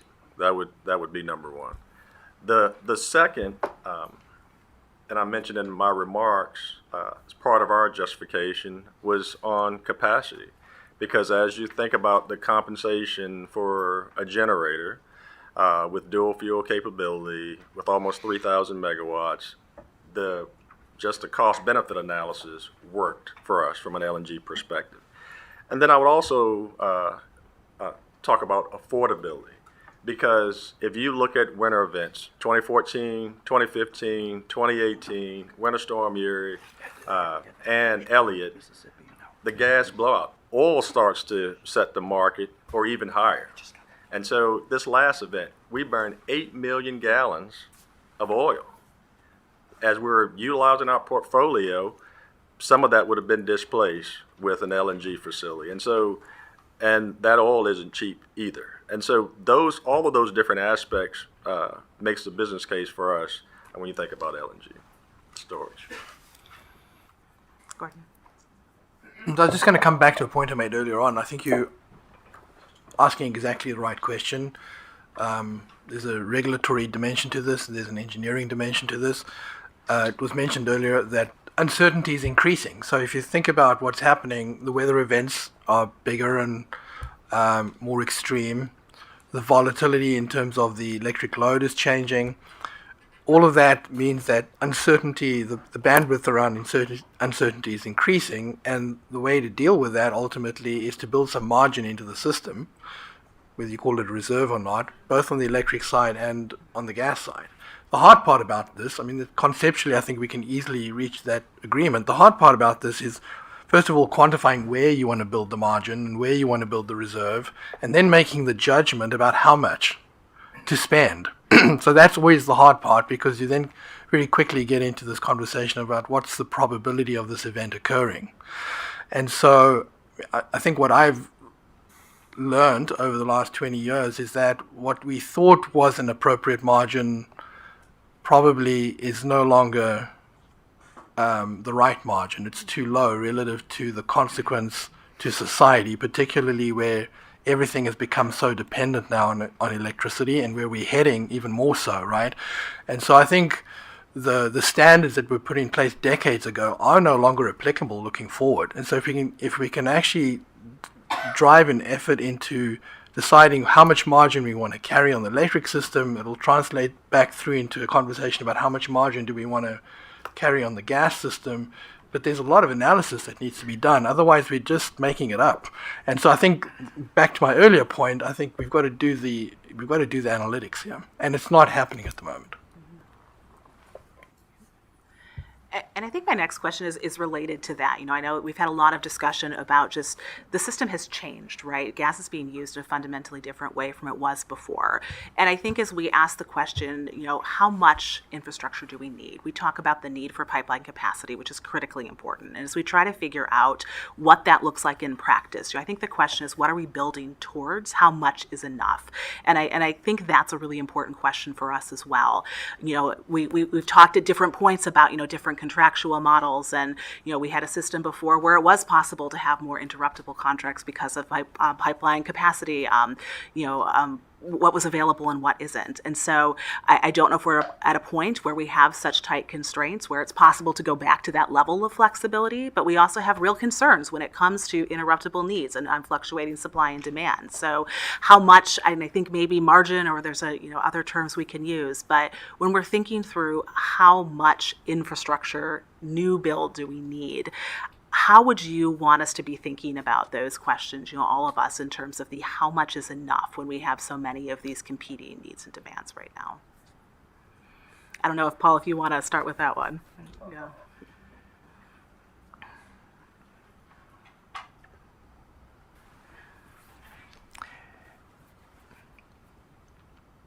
As I have said in my testimony, it was shocking. We had never asked our companies to inform us of pipeline OFOs and restrictions and curtailments. This is the first time.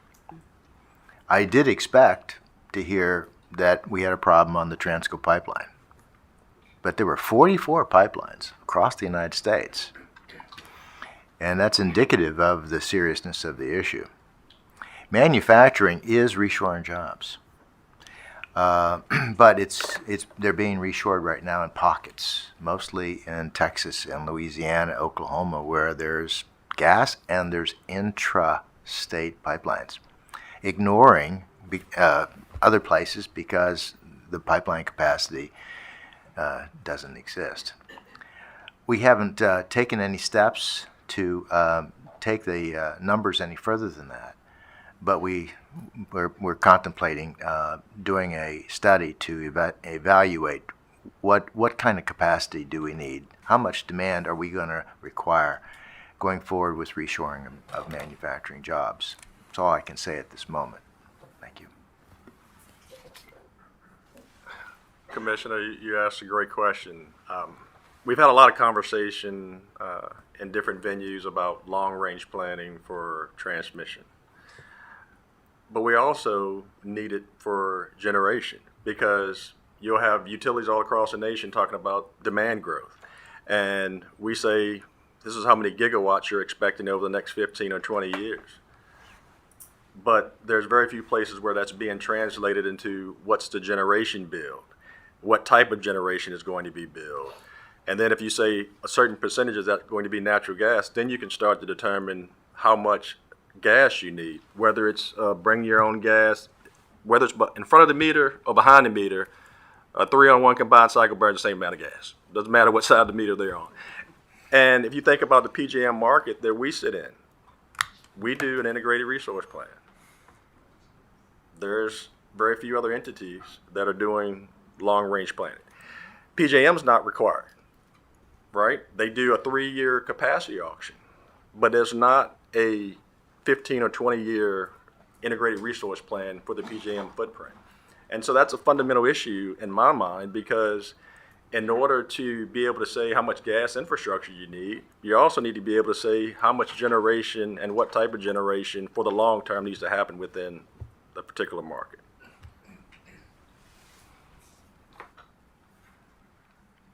Just one note on the long-range planning, which of course is valuable to think that far out, but a 20-year IRP process that started in 2005 would not have imagined the natural gas we have on the system right now.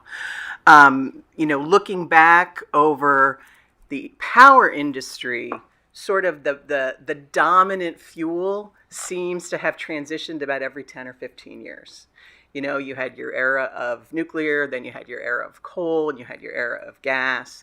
And of course, any IRP or long-term planning process is refreshed, but there is a flexibility that comes from the large regional markets that is valuable. You know, there probably are some longer-term visions and assessments that you know, would be useful. NERC certainly does a long-term reliability assessment, which I think is extremely valuable. But, you know, it is something to consider in terms of planning this, you know, attempting to plan the system that far out. We never could have imagined where we were. And in fact, think of how much things have changed in, I was going to say 2 years, but probably a year, based on the changes in demand expectations over both onshoring and certainly data center and AI development. So just something to keep in mind. I'll just offer a slight counter. I agree with Nancy, and I agree with General Eisenhower, right? Plans are useless, but planning is pretty important. And I think one of the real challenges here is that we haven't had a need in this country for a massive infrastructure build out for a long period of time, right? We've kind of lived off the infrastructure build out of the 50s and 60s, right? And we optimized that, and the competitive markets and the power sector came in and optimized it to a great extent. We're now at the point where we need more, right? Because I think we've kind of optimized or come very close to optimizing what we've got. And so I think we do need to start taking, you know, a longer term look at infrastructure needs in the country. I think the one thing to your point, foot stomp is we need to look at gas and electric combined, right? Because it doesn't do any good to look at one in isolation of the other. And really start to think through, okay, how do we start to put in place the incentives, the compensation, the markets, all that thing to try to make a plan start to come into reality, right? But, you know, given that we're talking under any scenario building 50, 60, 70-year long-lived assets, right, that take a long time to develop, right? If we just keep talking about it, we're never going to get off the dime. Yeah. Right, and we're going to find ourselves in an even bigger hole than we're in right now. I mean, we already have a massive national security problem around data centers, right, and our inability to figure out how we're going to power those. We've got to solve that problem very, very quickly, but there's going to be something on the back end of that, right? And so I think we really need to figure out the answer to your question, right, to get and probably regional plans together, assessments of what we have today, where it's going, where it could be going, and then start figuring out how do we start legging our way into that. And, you know, to Nancy's point, right, we'll get it wrong, but we always get plans wrong, right? But we learn a lot along the way. And we'll come up with the things that would be, quote unquote, no regrets under a wide variety of scenarios, and those are the things we double down on and move very quickly on. Yeah, Gordon. So I was sitting listening to the conversation and starting to worry about the term integrated resource planning being thrown around, because that's sort of an anathema in the wholesale market construct. Because the whole purpose of moving towards restructuring was to try to avoid the 20, 25-year mistakes, right? So, you know, integrated resource planning construct, it looks good from an outcome point of view, but it might result in huge inefficiencies. I mean, there are many examples of inefficient investment decisions in the traditional paradigm as well. So not to pass a judgment on which is better, I think there's a middle ground here, which is use markets for the things that markets will do well, but don't try and use markets for things that it won't do well, right? And so I think one of the things that I've been in, you know, in this wholesale market paradigm construct now for 25 years. I remember back when we started, there was this idea that somehow markets were going to drive transmission investment. It always seemed a bit fanciful to me, and it turns out that was right. There's no way a market is going to drive investment in the network, because you've got to build that network out to meet some, you know, peak demand for a day or two a year, and the problem is nobody's going to want to make that investment. So you have to do that through some kind of planning construct, right? And I think, so here, when I listen to this conversation, I don't think the answer to the problem is to plan the generation, it's about recognizing there's now a network that's as important to the overall reliability of the energy delivery system as the transmission system, and that network is the gas network, the interstate gas network, and I'd throw into that mix the storage facilities. But I don't know that we want to say, and therefore the ISOs should now start doing 20-year integrated resource plans and saying, well, it's this much of that type of generation, this much of that type of generation. I think it's fine if that's, it's a model that works. It's got its own inefficiencies. The model that I live in has efficiency gains, but it also has a bunch of trade-offs that I mentioned earlier on. So there's no perfect system here. I think it's going to be very hard to move the restructured regions back into the old paradigm because you can't really put Humpty Dumpty back together again. I mean, it's been disassembled over a course of a quarter of a century.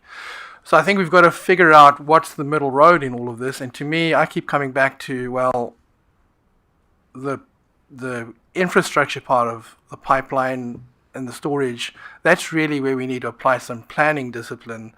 The commodity as to whether, I think the commodity will take care of itself. There's electricity and there's gas, there's wind, there's solar. I think those are the sort of the energy sources, but the delivery of those energy sources to market is where we probably need to be thinking about how do we plan that, because I don't think markets will do that really well. Thank you. Is that it? All right. Commissioner O'Connell. Thank you. Yeah, I realize we're running short on time here, and I appreciate the conversation. Just a little bit of background for a question I'm going to ask is, Commissioner Lodge and I are here representing the Western Conference of Public Service Commissioners. We're one of 5 groups represented by state regulators. Western Conference, we're about 20% of the population, about 20% of GDP. We're about 40% of the square miles. And then within the Western Conference, we've got states like New Mexico, Wyoming.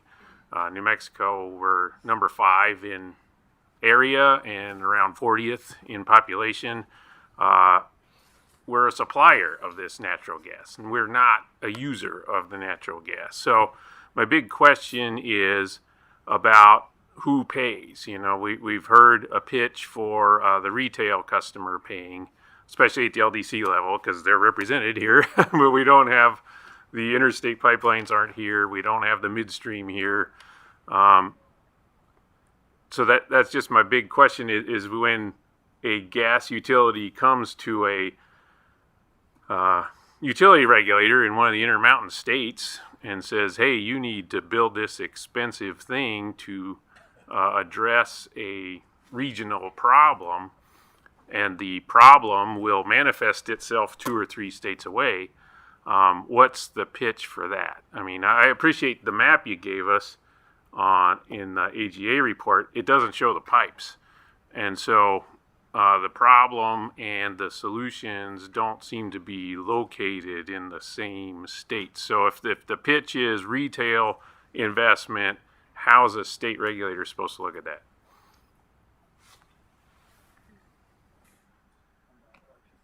Yeah, so I think the way I think about this, and this is a regulatory problem that New England has grappled with, you've got to look at where the demand is coming that's creating the need for the gas infrastructure to begin with. So I think if the demand is coming from the end gas use customers, then the costs belong with them. If the demand is coming from the end use electric customers, the costs belong with them. So conceptually, that's how it ought to work. Sorry to interrupt, we're just kind of short of time, but we just had that conversation about how that should be viewed as the same thing at this moment, that the fact that we've got them in 2 separate lanes feels like an issue that's driving the problem we're here discussing. Yeah, I agree with you. And so then the question is, you need some sort of analytical basis for apportioning the cost to one side or the other, some mechanism for doing that. And what about I really appreciate the question about, hey, customers could buy firm pipeline. Why shouldn't storage be installed on the interstates or at the midstream level especially because, the pitch for storage in New Mexico wasn't because the customer was causing the problem. It was to protect New Mexico customers from issues on the interstate pipeline and the supply network. Freeze-offs and OFOs were the risk that we were being asked to address. It wasn't because my customers are putting the system out of whack. And one thought I would have in that regard, which is if essentially what you're doing is building storage at the interstate level to support the resilience of the system as a whole, then you need to socialize the cost of that in some way across both industries. That's the way I do it.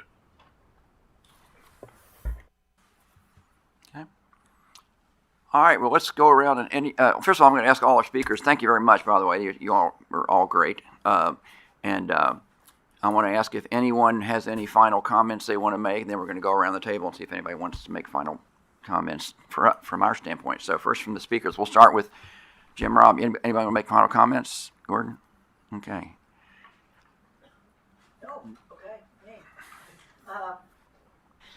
I think the message I'd like to leave with you all, both at the federal level and at the state level, is that the industry really is a partner in providing these solutions. And I think since the people that are, in the gas control room really come up with some of the most novel ideas, that it's not necessarily the CEO, it's the people that are dealing with it every day, which is why I like the people that come to, NERC meetings, because they're really looking for those solutions.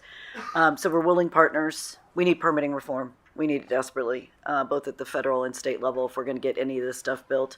I believe strongly that at the operator level, that the gas utilities and the electric utilities are talking to one another, but they do have regulatory roadblocks that prevent a simple and easy solution.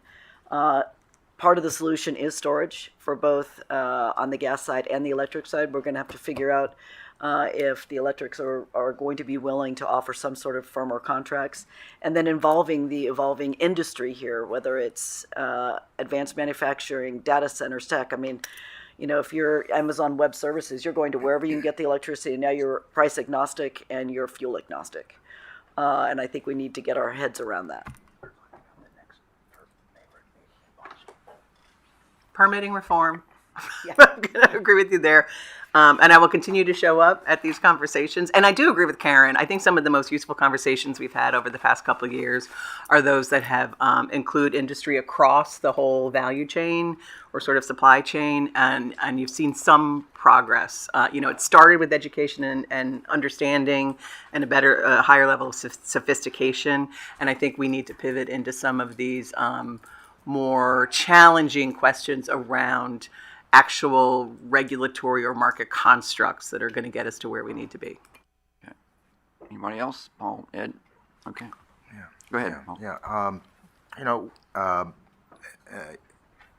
Manufacturers are kind of, I'm going to say, different, because you just heard me talk about how much difficulty we've had, and it's been building. But they've been pretty much silent on this. In terms of when they get their gas cut back, it's costing them sometimes millions of dollars a day, and it's terribly disruptive. But they don't get on the phone and call their governors. They don't get on the call, and I don't think they're calling you commissioners. And I think that I need to have them do that. Okay. But importantly, my message is I'm grateful to be part of the stakeholder process here. We need to be here. Everything is at stake. Every policymaker, whether it's a state or federal level, wants more manufacturing jobs. But the message is we are constrained. It's very serious. We're at a point where the system is breaking, and so I'm delighted that we're talking in these serious terms, and I'm grateful to contribute to the effort. Thank you. Well, don't call us, call Congress, because that's where permitting reform comes from. I mean, they can call us, but we can't change if they want permitting reform, it's called Congress. They're 100% behind permitting reform. Thank you. All right. Anyone around the table has closing thoughts, comments? Okay. Going once. Going. I just want to thank you all for coming and for having the frank conversation. Microphone. I think we learned a lot. Yeah. I just want to thank everybody for coming, for having these frank conversations. I think a lot was said and a lot was learned. Okay, and I'm just going to echo that.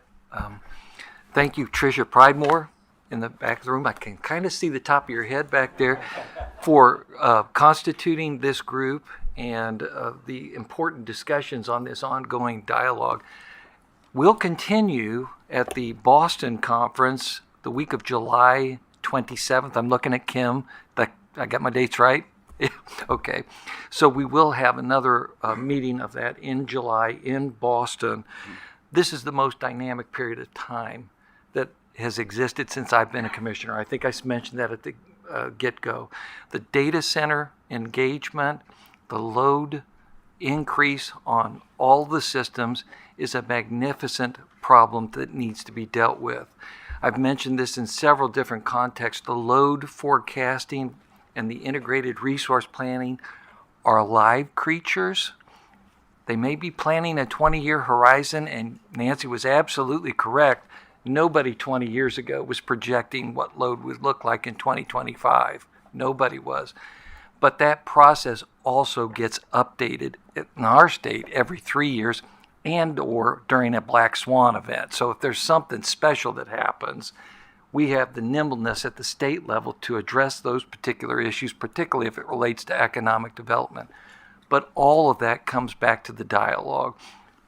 I think Commissioner Barrow probably put it best when she said, we need to be in this discussion on an ongoing basis and doing comprehensive planning and discussion because of our mutual roles in making sure that electrons are moved throughout the footprint, around the nation, and in our individual states, because nobody wants anything bad to happen. Generally speaking, the utilities are very loath to want to have something to happen because they don't want governors or state reps or senators calling them and saying, how did this happen? And so we're in a position where this dialogue could result in some very good suggestions to policymakers eventually that need to be made. So thank you, Commissioner Christie, or Chairman Christie, for putting this together, and I thank everybody else on the panel and my fellow commissioners. Thank you. Yeah, and I just want to thank everybody again. It's a great panel. It's fascinating today. Really got to explore issues. I look forward to the Boston meeting of this group and continuing the discussion. But before that, as a perfect segue, we are going, the issues we hear today, a lot of the issues we hear today are going to be front and center at our technical conference on resource adequacy because, as Gordon eloquently put it, you got to look at the whole system. It's not about one piece of it. And it's really about the whole regulatory construct of delivering power. And that's one takeaway I had from this. Gordon really put it great. And that'll be a key issue at the technical conference on resource adequacy, which is the first week of June, right here in this room. And so that'll be I think that'll be a great continuation of a lot of the issues we talked about. That was one takeaway. The other takeaway I had is we need a whole lot more pipeline capacity. A whole lot more pipeline capacity, and that's just it's a self-evident truth, and it's just going to have to be recognized, and we have to deal with it. So, with that, I thank everybody, thank fellow commissioners, state and federal, and look forward to seeing you soon. I'm sure. Okay. Well, thank you, and thanks.